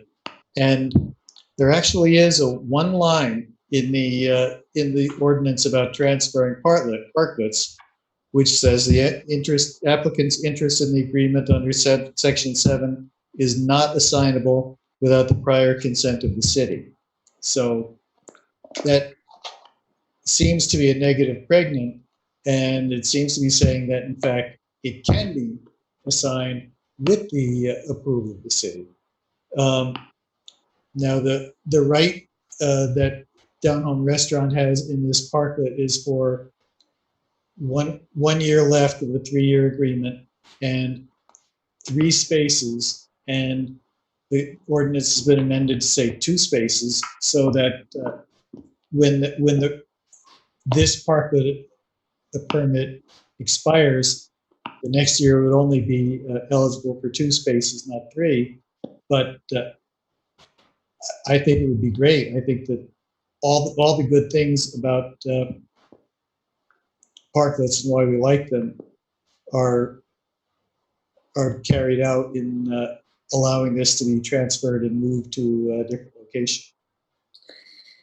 I agree. I think so. At one point, I had thought that maybe we should take a time to let other potentially interested parties also weigh in. But I think it probably makes the most sense now to just, if we can, if it's the will of the council, to, as you're suggesting, Jack, just make the reassignment of this parklet for 1 year pending, the safety approval, and then revisit the ordinance language to potentially address, the suggestions that you have, or if we think that it's fine with this one line. It seems like it could probably be clearer. Also add into that any refinements regarding food trucks, and as well as I actually have some other thoughts about whether retail stores wanted to access parklets for additional like open air sales. I would like to make that available to retail folks if that's of interest. So those are all separate things from the question at hand, which I feel comfortable. I'll speak for myself. I feel comfortable just, doing that today. Donna.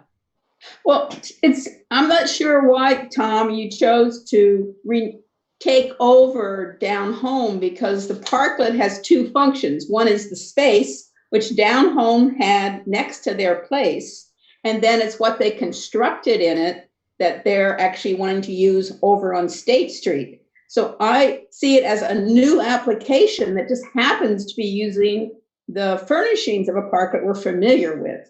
And that would give them 3 years if we were to approve it.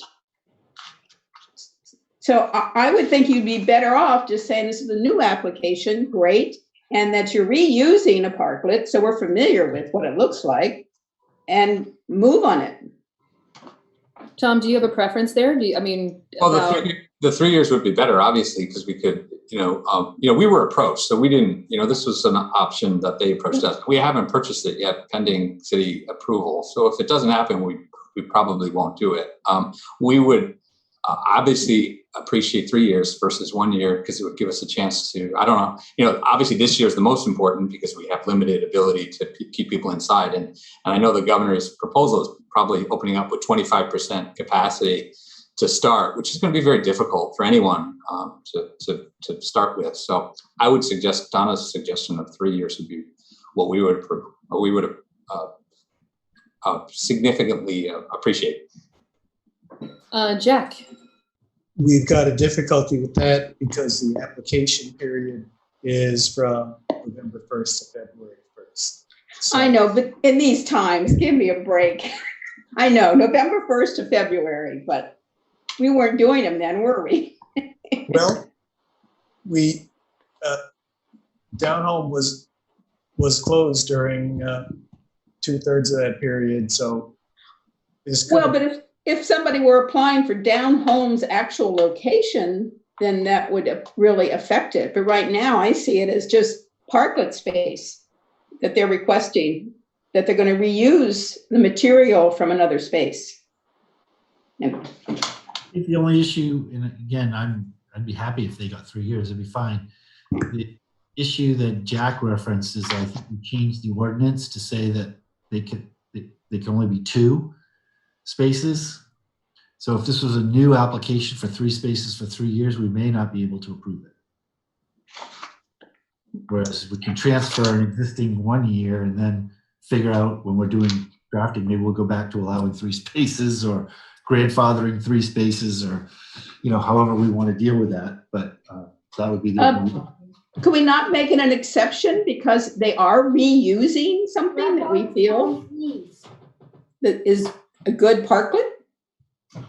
It makes sense to me that we would at least grandfather in that sort of the 3-space structure, but that's all part of the conversation for the revision of the ordinance.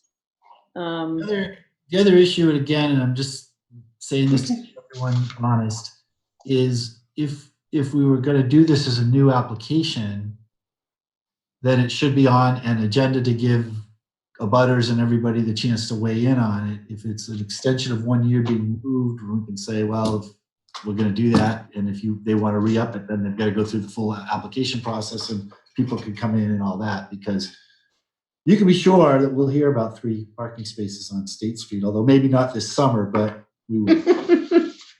Well, so. Go ahead, Donna. So if indeed you're saying we do the 1 year and then next year you could come back and do the new application and we will have amended this to be more flexible. Is that correct, Bill? Okay. That's what I heard others. Yep. I heard Her Honor say. Hopefully. So, really the will of the council. Are you ready for a motion? About this specific parklet, yes. I mean, I'm sorry, before we do that, any other thoughts? Anybody else want to weigh in on this? No? Okay, go ahead, Donna. Make a motion that we approve the parklet from Down Home on Langdon Street to be moved to State Street in front of Capitol Plaza to be used for J. Morgan for the final remaining term of a year. And Lauren, that was a second from you? Okay, great. Dan and then Jack. Sure. Could I offer a friendly amendment that motion be subject to a safety review as proposed by the city manager? Okay. And Lauren too? All right, okay, great. Thank you. Jack? That was what I was going to say too. Okay, perfect. Further discussion? Okay, all in favor, please say aye. Aye. Opposed? Okay, thank you. And thanks, Tom. Thanks for bringing this to us, and good luck with it. Thanks a lot. Take care, everyone. Okay, see you. Fred Senior said thank you too. Oh, yes, thank you. I stayed awake all this time. You stuck through the previous topic. Thank you. Right. All right, so as long as we're talking about this, I don't know that we need a motion well, do we need a motion? We probably don't. Bill, Bill, do you feel like you have clarity about, like, if we were going to revise this ordinance right now, do you know sort of how do you feel like, do you feel like you have good enough direction about how to revise it yet? Not really, but I also don't think we need to do it right now because there's 6 spaces. This is 3, positive pie is 2. So we'd maybe, if anything, we'd take a look at the food truck aspect, and as long as we get it done by November for the next season.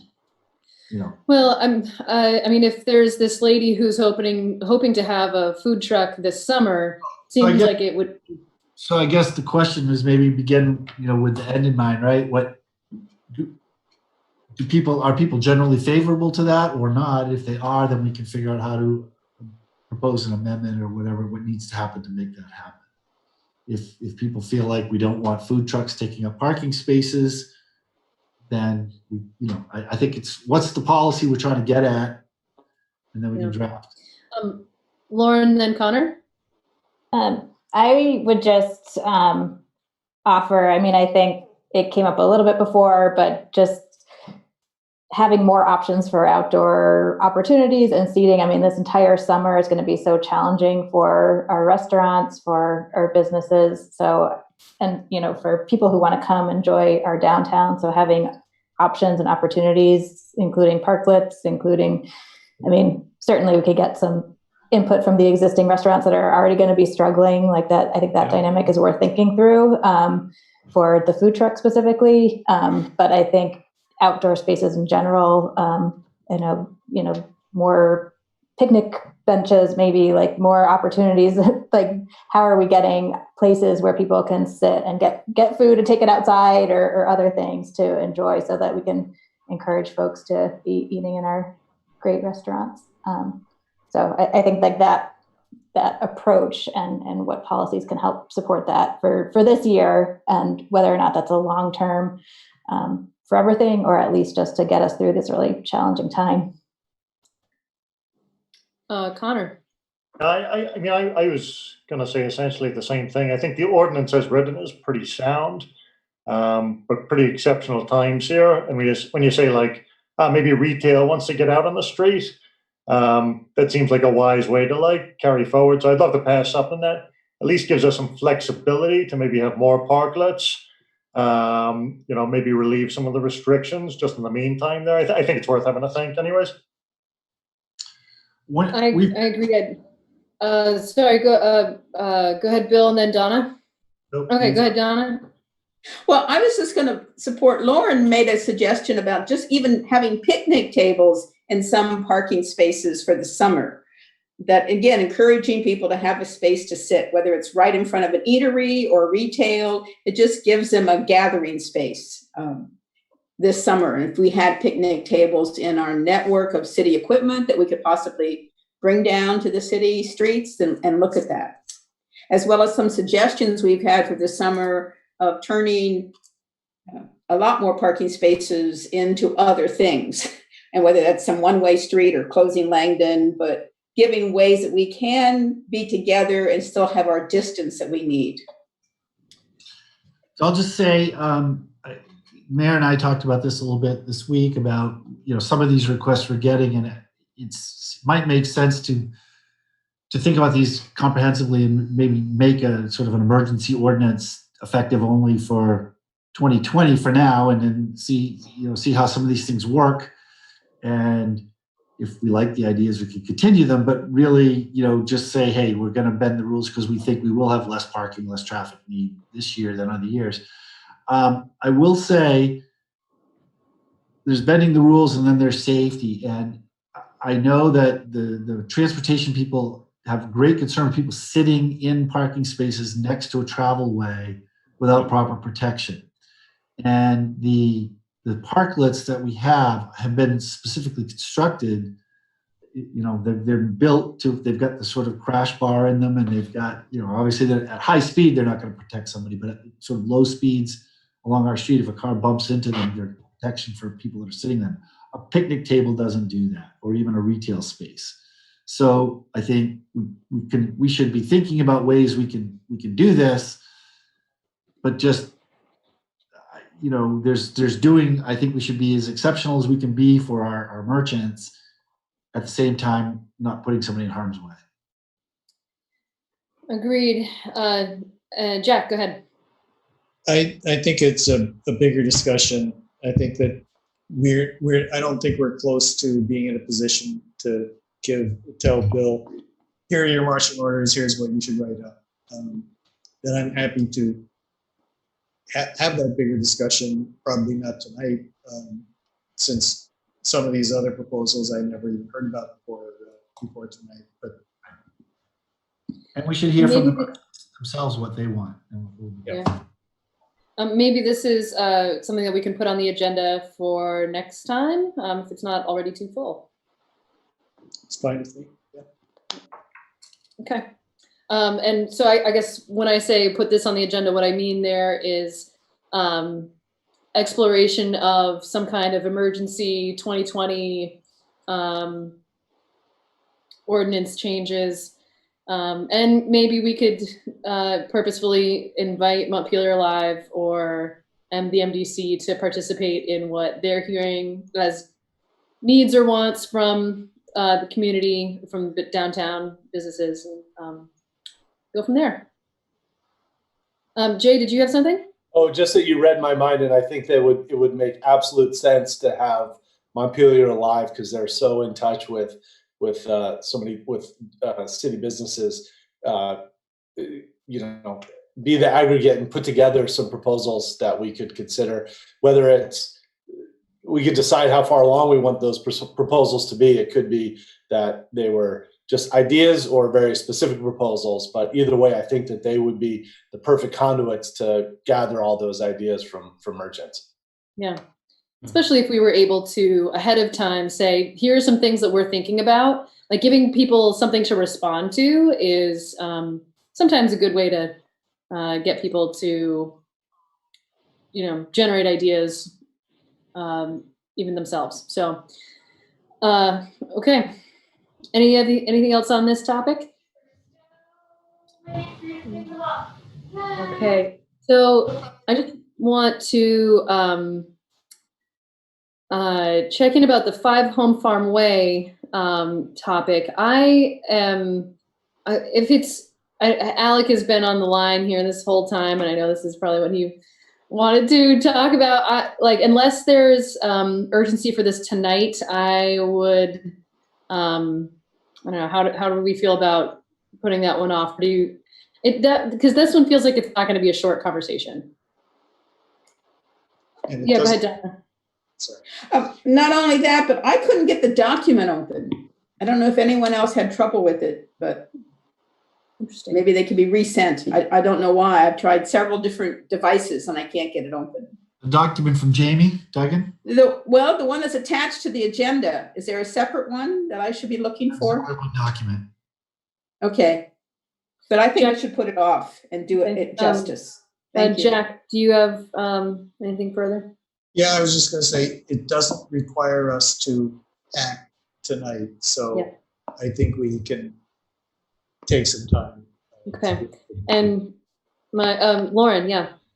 I'm just wondering, I know Alec had sent some good kind of food for thought for all of us. I don't know, since he's on the line, if there's anything that would be like thoughts to just flesh out a little bit what he shared with us so that we could kind of think about that before the next meeting. No need, Alec, but if you stayed on all this time, if there was any framing you wanted us to kind of consider for next time.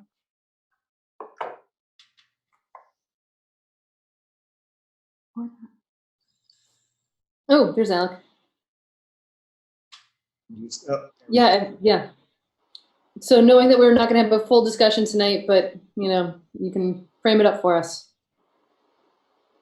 I wouldn't say I have anything monumental to add other than what I sent.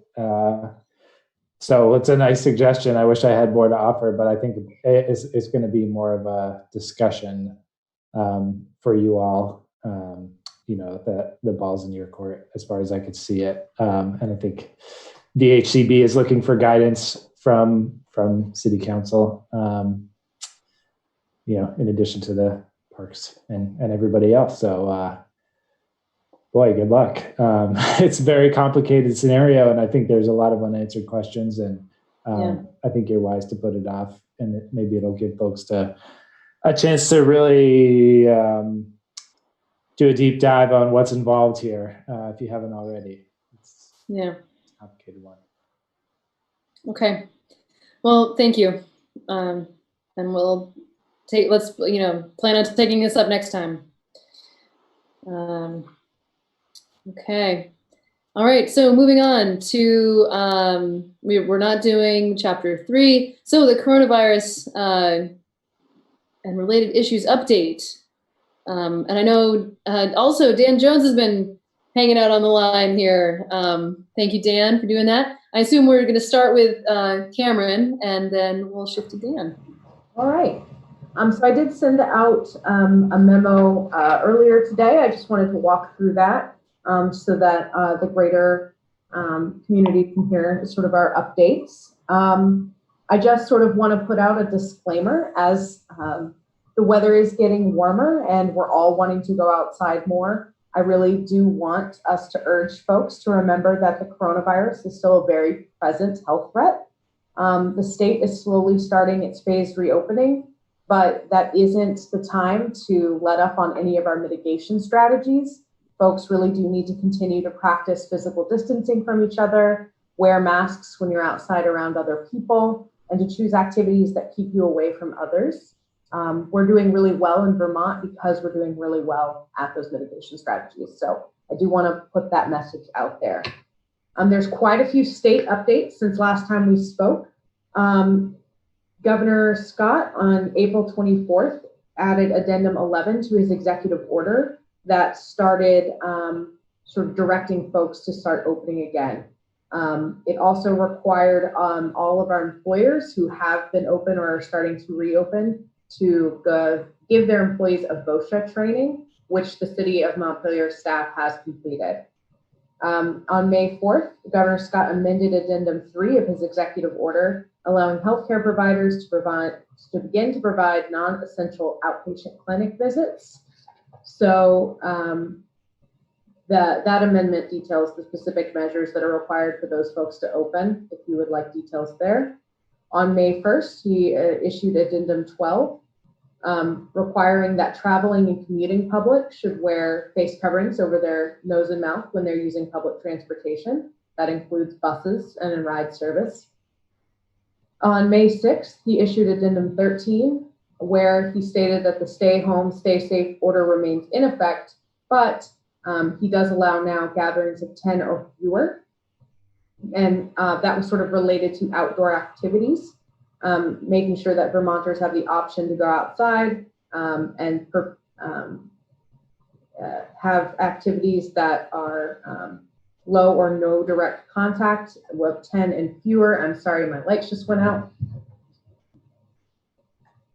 Okay. He also stated that you could have inter-household socializing where members of one household may gather and allow children to play with members of another trusted household, provided safety and health precautions were allowed and followed. Addendum 13 also authorized government entities to offer outdoor recreation activities. On May 8th, the governor held a press conference that highlighted that child care programs can open by June 1st at their discretion, and that summer camps are going to be expected to be able to open under their own discretion, but they have not issued the guidelines at this time that I have seen. They might have come out while we're sitting here. I do not know. But he said that he would have guidelines for opening camps by the end of the week. We're going to need to see if we have the fiscal ability and the health and safety requirements that we're going to need to open our summer programming. So no determination on our summer programming has been met at this time. The governor also stated that the school system should expect to remain virtual through the end of the school year, that graduations will not be allowed, and they are making plans to have school resume in person in the fall. I recommend that people look for further specifics for that from the Montpelier-Roxbury Public School System. And then today, the governor held a press conference that highlighted his potential extension of our state of emergency. That announcement will be made on Friday, May 15th. He also emphasized the importance of wearing masks in public and maintaining 6 feet of physical distancing between folks. He did say that he is not interested in coming up with a mandate to wear masks and would prefer people voluntarily comply. So in general, our city updates is that we did comply with Addendum 11. All working city staff has taken the mandatory VOSHA training on health and safety requirements. In a response to the governor's Addendum 12, the city is beginning to build out its phased approach to reopening. So the city is working on our phase 1 reopening plan, which will be shared for your approval at the May 27th regular council meeting. So we're currently working on that and what that looks like and what our timeline is, and we hope to have that to you by or before next council meeting. Our DPW teams want to remind residents that you might not see as many crews working on street projects out and about that you normally would, as most of our crew went on voluntary furlough to help the city through the COVID-19 financial crisis that it's triggered. And so they're working as hard as they can with a reduced capacity. So they just ask for your understanding and patience. Also, I don't know if I announced this, but the Vermont Mountaineers have let us know that they've canceled their 2020 season out of an abundance of caution. So if you did sign up for summer ball, you can get a refund by contacting Brian Gallagher at 802-272-8728. So again, as you know, we're maintaining a list of situational updates on our website. There has been a change in some of our regional aid groups. Winnock Call Line is now being staffed and managed by Capstone Community Action as Winnock is slowly stepping back from being fully operational. So that call line is still open though. The capital area neighborhoods does have an email and a phone number that you can find on our website. And the Montpelier Mutual Aid Group is tracking open meal sites and their locations. And that is being shared on a few billboards around town as well that they've been putting up. I think I saw one in front of, I don't remember what church that I'm talking about anymore, so I'm just gonna move on. So some updates to our programming is that the Montpelier Senior Activity Center Feast to Go program has implemented a no mask, no food policy. So they're handing out masks to folks and making sure that people have masks, but they're not going to interact with folks without a mask. As far as our recreation and park facilities updates, the city tennis courts are now open, all of them, and our basketball courts will be set up for use after Memorial Day. Throughout this, all city parks have remained open. However, park shelters, the pool pavilion, the courts, and the skate park are used at your own risk and are subject to the governor's safety measures. So we ask that groups remain 10 or less, folks keep 6 feet of distance, and please wear masks if you are able. Also, Can I just jump in here for a second? Yes. You know what I'm going to say. Yeah, I know. So the tennis courts are open because the police chief and the assistant city manager put up all the nets themselves, the two of them. Oh, wow. Because all the rec folks are on furlough, and the rec director had to leave the state for a family funeral and now has to quarantine for 2 weeks. So the show must go on. Show must go on. So thank you, Tony, and thank you, Cameron. Thank you for doing that. Yeah. I learned a new skill, and it's going to be useful to me. When did that happen? Yesterday. Wow. Okay. Cool. I'm making an update tomorrow. This is big news. It's big news. I think the bigger question is, at what point do we not call them tennis courts, and we just call them pickleball courts? Also a good question. Because that's pretty much all I ever see happening over there. It's a very sensitive subject. From constituent correspondence, very sensitive. Tennis / pickle. No? Okay. Sorry. It's okay. Go, carry on. We do just want to let folks know that because of our budget constraints and because of our lack of staff, we're unable to maintain the fields. So there's going to be no field rentals or outdoor facility or shelter rentals through at least July 1st, 2020. So we'll share updates as things come on board. But right now we've opened all of our sort of interactive outdoor facilities, but our fields and our rentals are currently still down. So on sort of your feedback, we've been really ramping up our social media posts about COVID-19. And I won't go into too many details, but on average, we've really been receiving a lot of interactions on that our social media. Quite a few of our posts are now getting over 1,000 interactions, which is really great for our social media. So we're trying to track how our metrics are doing with our posts, and we're doing really great. And we're reaching a lot more folks than we normally do. I also wanted to add a section on Montpelier Alive.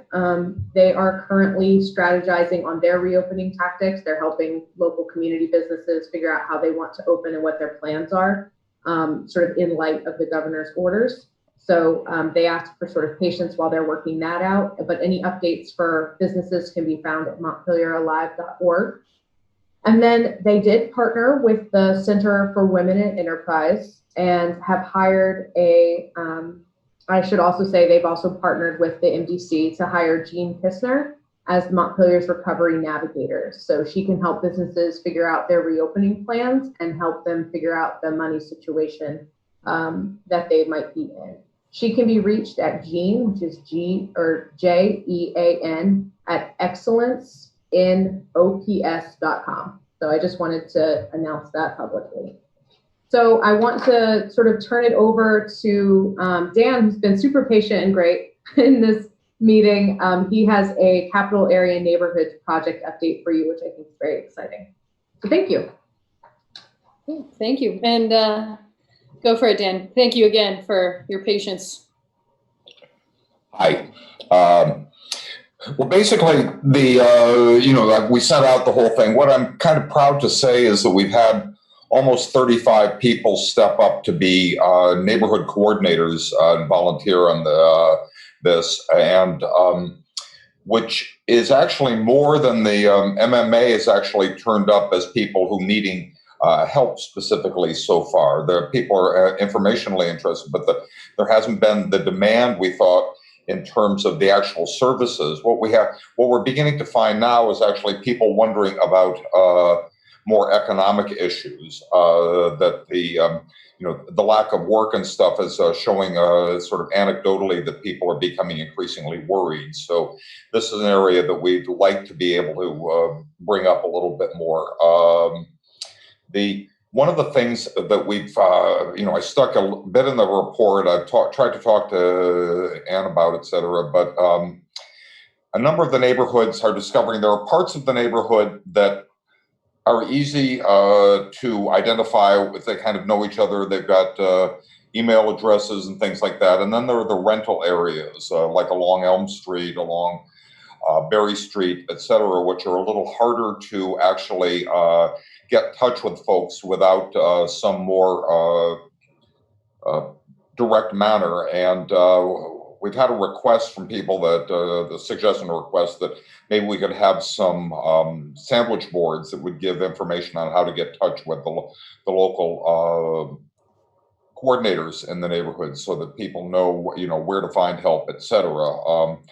This is going to require some printing and stuff that sort of goes beyond what we can have done at the senior centers. So I'm kind of putting a push in or a pitch in for a little bit of support in that regard through the city printing budget, if there's any available. Because the Knock Rock thing is being cut back as a there is just basically now down to capstone. The traditional mechanisms where we've been trying to stay in touch with the various parties who are providing services is now coming much more down into basic things of, like the feast program at the senior center, like I said, access to food. And that food issue has been what we're finding interesting. There's been some discussion about with people, and we've helped initiate this to some degree, but the idea of being able to figure out what is our food security issues in Montpelier. If you've gone into the Shaws recently, et cetera, you're noticing that the meat counters are getting less product, that there's more empty spaces on the shelves and stuff, and that's beginning to translate into what people are seeing. So we're looking at trying to figure out how do we begin to attend to Montpelier's food security as part of this effort of, is there a way of being able to recognize what people are in need, what they need, et cetera? Are there ways of using public spaces for community gardens, et cetera, to increase our local food security? And I want to bring that back to you, if you allow me, in the future. We're exploring it right now, but we will be having tomorrow night. And I've asked, if you don't complain, to ask Jay Erickson if he would be sort of the council representative for a Montpelier area food security coalition. which will bring in, the food pantries, it'll bring in the farmers market, it'll bring in the various organizers within a number of these issues to try and talk about, how do we ensure that there is a steady food supply if there is a disruption coming in the coming months. And so wanted to inform you of that. We'll be able to report to you on it later, but it is a sort of an outgrowth of the CAN effort. And for that, I'll open any questions if you have them. Any questions for Dan? Nope. No, Go ahead, Dan. Sorry. Dan, we had talked earlier in the week about the idea of whether or not some city services could be used to help citizens who are looking to develop their gardens. Is that something you're ready to sort of discuss tonight, or is that? Well,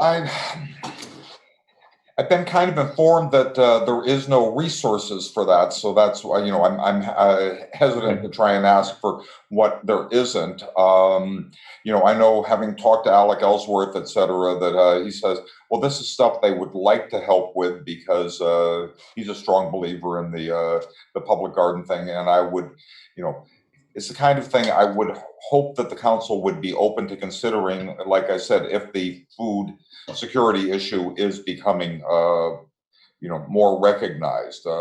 And the food security, remember, is not just a question of the availability of the food, but it's also the cost of it. And what we're finding in public information is that the inflation across the board in the country is going down, except for food, which is going up rather rapidly. So we have to worry about all those out of work folks who may be having affordability issues in the future. So that's a long-winded answer, Dan, of saying that we would love to be able to ask for it, but I would love the council's guidance on how we could. So I'll jump in here and say that I'm going to plead guilty here and say that I really, so Dan and I talked earlier today, and I was very hesitant about whether or not we would have the capacity to help out with private gardening type efforts. So, but of course, Alec is also on the line here as well. I mean, we have, as I heard it, our entire rec staff is on furlough right now through June 30th. I don't know how many of our park staff are also on furlough, but I think I shouldn't speculate. And so is there I'm just gonna say, I feel like it puts us in kind of a tricky position to ask for that, but I'm curious for others' thoughts on something like that. And to be specific, you were thinking, Dan, something like rototilling. I was thinking, there is an industrial strength rototiller, available through recreation. I think that is the kind of thing that could do, what would take a couple of people a day and a half to do, could do in half an hour. That's why. Yeah, unless the entire park or the entire rec staff is not available, right? Like, so right. Yeah. Donna, go ahead. Well, I also was discouraged about thinking that we don't have enough city staff, but there are some incredibly equipped gardeners in our city that would be willing to probably help out. I mean, I'm so impressed with the work you've all done. I applaud all those within the SMC group and the CAN neighborhoods that I think if you put out a call, you might be able to find some rototillers and human power. I also think for your flyers that you could talk to Glenn at Capital Copy, and I'll bet you he'd give you potentially maybe some free, but definitely reduced for your flyers and other copying that you need. We just don't have rototillers. We don't have any. We have no budget for this other than the people that are we've got working. So that's a problem. Let's go talk to him. He's been known to give. Glenn has. I would think again to put out a call for rototillers and people who are willing to help if they know where to go. Glenn has offered to do public service things, at Capital Copy. And I think if it's making a few copies, I'm sure the city would be happy to help. Even though our budget is pretty strapped, I think if you're making a few photocopies, we'd probably be willing to pick up that tab we have, they can bill us. So. Okay, well, I will try it and report back to you. As far as the rototiller, there's just, having seen an industrial strength rototiller, it's one of those things where finding people who can spend a whole day pushing one versus, the one that gets pulled, like I said, does a whole day's worth of work in 20 minutes. So it's that was the idea, was to get things done relatively quickly. Connor. It's definitely an interesting concept to me and something I'd be interested in hearing more about. I'm just like a couple questions about the scale of it, Dan. Would you be looking to like maybe launch this in more a modest fashion? How many lawns are you talking about for like lawn gardens? We've had what would be a good result for like? Oh, a good result would be 2025 over the next month. If we don't have stuff in a month from now, the planting season is pretty much passed. So it's really what can we accomplish in a relatively short period of time. I mean, I'll just say that sounds more achievable than like the number that was in my mind when I envisioned this. But that's what, and we've actually part of what we're reaching out with the CAN neighborhoods, et cetera, is we'll call them garden mentors, which I think Donna speaks to what you and others have talked about. It's those people in town who actually know what they're doing. So we're trying to figure out how to use the CAN neighborhoods to match those people who have some expertise with the people who want it done, and figure out how to make the best use of the human capital that we have in town. Lauren. Just wanted to also say, I mean, I think this is a great idea, and this year being able to do a kind of pilot project. And I mean, even Cameron was talking a couple minutes ago about the social media of the city reaching 1,000 people, some of that just promotion, connecting people, putting up if you're making how-to videos or things. Like, I think there are things that even with really limited staff and financial resources at the moment that could probably be used to help support it. So maybe thinking through some really discrete ways that the city could help promote this. I would, hope we could find ways to do that, if nothing else. Sure. And one thing I would mention, I had talked with Connor, who's at least offered to explore this, but I'll ask anybody else who might have similar context. I understand Department of Agriculture may have some COVID money, and this is a kind of project that is directly COVID related. So if the city would be capable of supporting what we're trying to do, to look for some support from ag, et cetera, that would be much appreciated. Well, let's keep being in touch about it. Okay, that's what I have to offer tonight. I will. I may be back to knock on doors, but I'll, I just wanted to give you an update on what we're doing. It's actually been pretty impressive, the outpouring of support that we've experienced so far, and people want to do things. Yeah. Go ahead, Connor. Yeah, no, I just wanted to say, I thought the flyer-in was great because, there's all sorts of things we can do with technology to get the word out. But I think there's no replacement for people just rolling up their sleeves and hitting the doors like they did. And I heard a lot of people in the neighborhood who really appreciated getting that information. So I think that alone, if that was the only thing CAN did, it was definitely worth revitalizing for that. Oh, yeah, and that brings up that social media thing. We will be informing Cameron of this, but many of the neighborhoods are actually creating their own Facebook pages. So they're actually developing their own identities separately, which is wonderful because it gives them a sense of mission, of purpose, et cetera. So we'll keep you informed on that as it comes along. Great. Thanks for coming. Thank you. Have a good night. Thanks. Okay, so I think that wraps up. Yeah, the only thing I'm going to add, well, first of all, I think we could deploy Cameron to do all the rototilling. So should be covered there. Have those 20 lawns done in no time.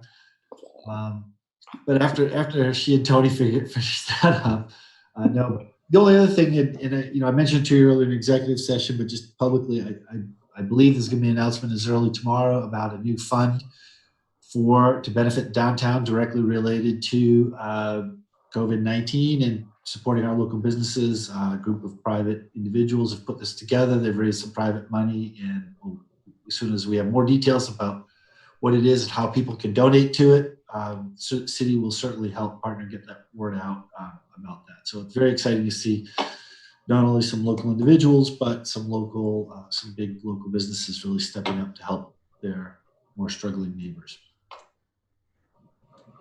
Great, looking forward to that. It's great news. Okay, so we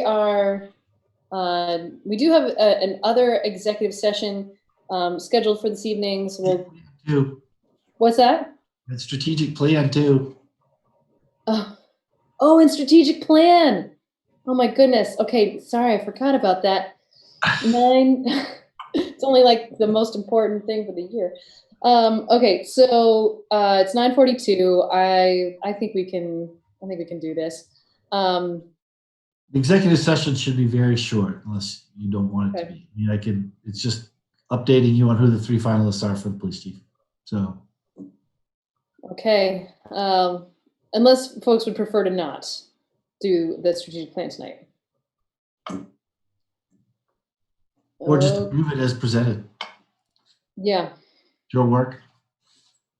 All right, so talking about strategic plan, I'm going to assume that we've all had a chance to check out that document. Cameron, is there anything further you wanted to say about it? No, just, well, I mean, thank you guys for voting. I think you guys had a lot of really great things rise to the top that had the majority vote. I think they're all very important. I do want to say that I tried to emphasize that none of the other initiatives that we had presented as staff are going to go away, and that we did fold a lot of the things that y'all discussed and voted on that we agreed could be done into those initiatives.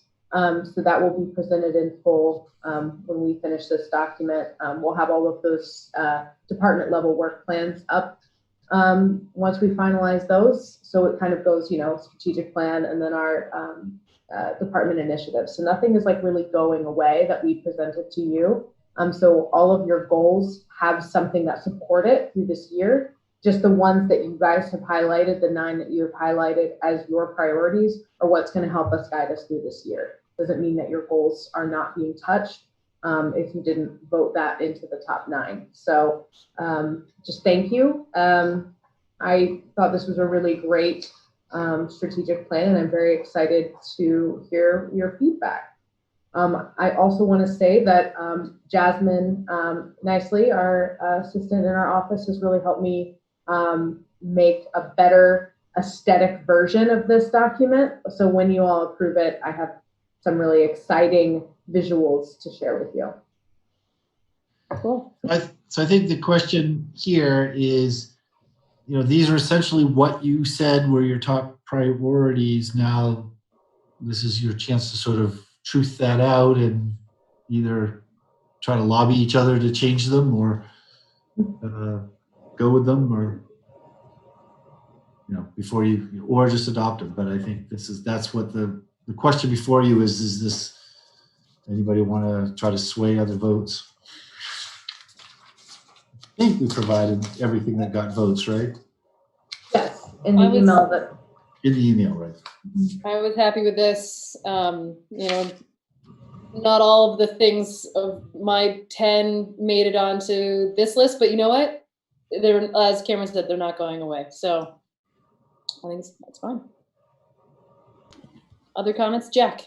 I move that we adopt the strategic plan as presented by the assistant city manager. It looks like Jay seconded, or Dan, maybe both. Any further discussion on this? Okay, all in favor, please say aye. Aye. Aye. Aye. Opposed? Okay, thanks everybody. Thank you, I appreciate it. This was a really fun process, and I'm really excited to be part of it. Yeah, thank you for all your work on this. Yeah, well It was done. a really good product, I think. Good work. Okay, So we'll do council reports, all the reports, and then executive session. I'm going to start in the normal order. Donna. Had a few neighborhood complaints of people's neighbors. So you can tell people are a little stressed right now, but it's been quiet. So that's all I have to say. Thanks. Okay, Connor. Yeah, no, I think I'm all good. There was a really nice WCAX piece a day or two ago about Montpelier restaurants helping out healthcare workers. So good job to everybody in town there. Jay. Yep, I just want to quickly let everybody know that Green Up Day was rescheduled to the end of May, the 30th. And thanks to Donna and everybody at Public Works for being able to adjust their schedule and be able to support that effort, and to Montpelier Live to be able to sort of pivot and join the rest of the state on that day.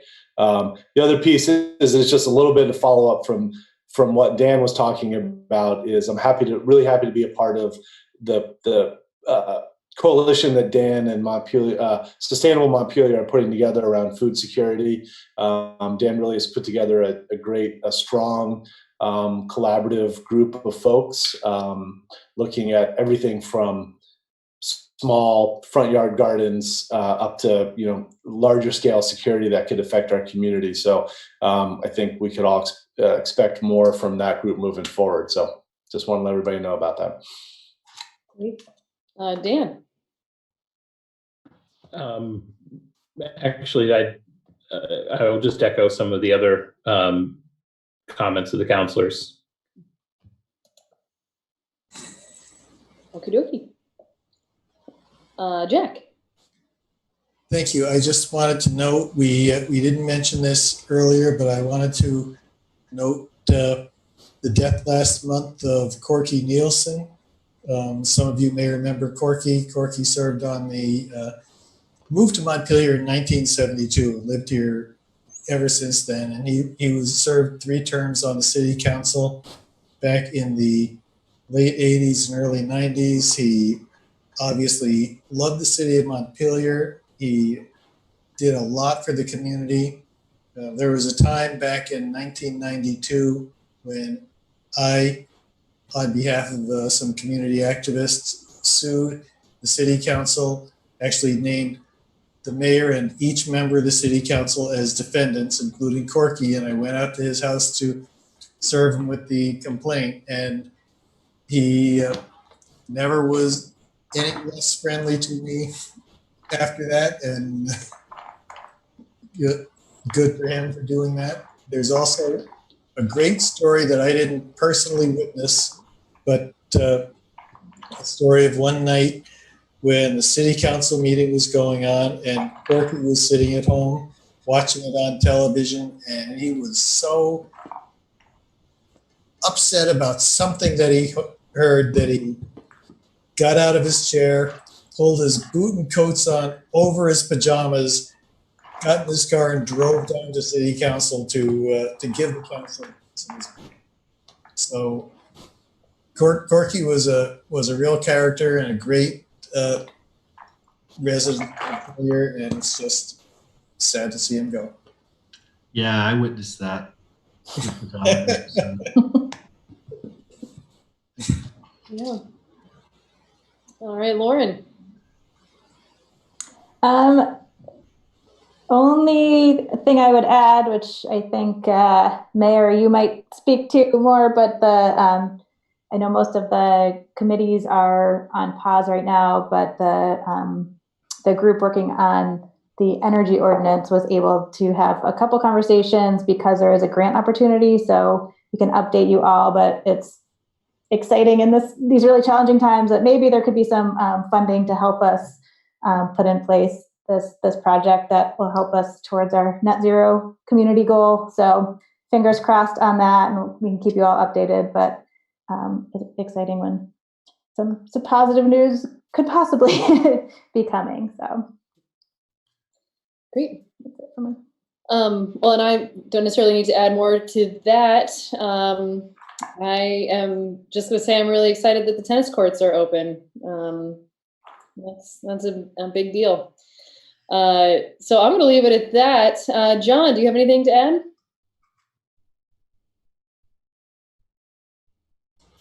Sorry, I was playing Galaga. No, I got nothing. Okay. Cool. Bill. One serious thing and one lighter thing. I'll do the serious one first. This is really, you've heard me say this, but I think it's just coming up even more. And this has to do with the furloughs. And now that some of the restrictions are getting lightened up and tennis courts are out, when you heard Cameron's rundown of COVID-19, we're starting to hit that point that we knew we would hit, where people are like, well, can't we reserve the fields? Can't we do this? And some of it has to do with health regulations, but a lot of it has to do with the financial decisions that we've made and to preserve our city's budget. We had our team meeting this morning talking about our reopening plan, and which we will be getting, I think you may be getting a draft of at some point soon. And a lot of that's driven by who we have for staff. So we're still on the June 30, so I think you as elected officials could probably expect to keep, over the next couple of weeks, the weather's supposed to get really nice the next week and a half, start hearing how come the city's not doing this, how come the city's not doing that. So just remind you that was a policy decision that we all made, and the next 6 weeks are going to probably be tense about that. On the lighter note, I also wanted to mention Corky. Thank you, Jack. I was going to tell the pajama story, but I have another one too. I hadn't been here more than a couple weeks starting this job, and I was walking around town, and I went by the coffee corner, and there were 4 or 5 older gentlemen, older than probably my age now, but whatever, sitting there in the front. They waved me in. I had no idea who these folks were. They come in. They said, "You're the new city manager, aren't you?" And it was Corky, it was Jim Johnston, and there was one other guy. Sam Fitzpatrick.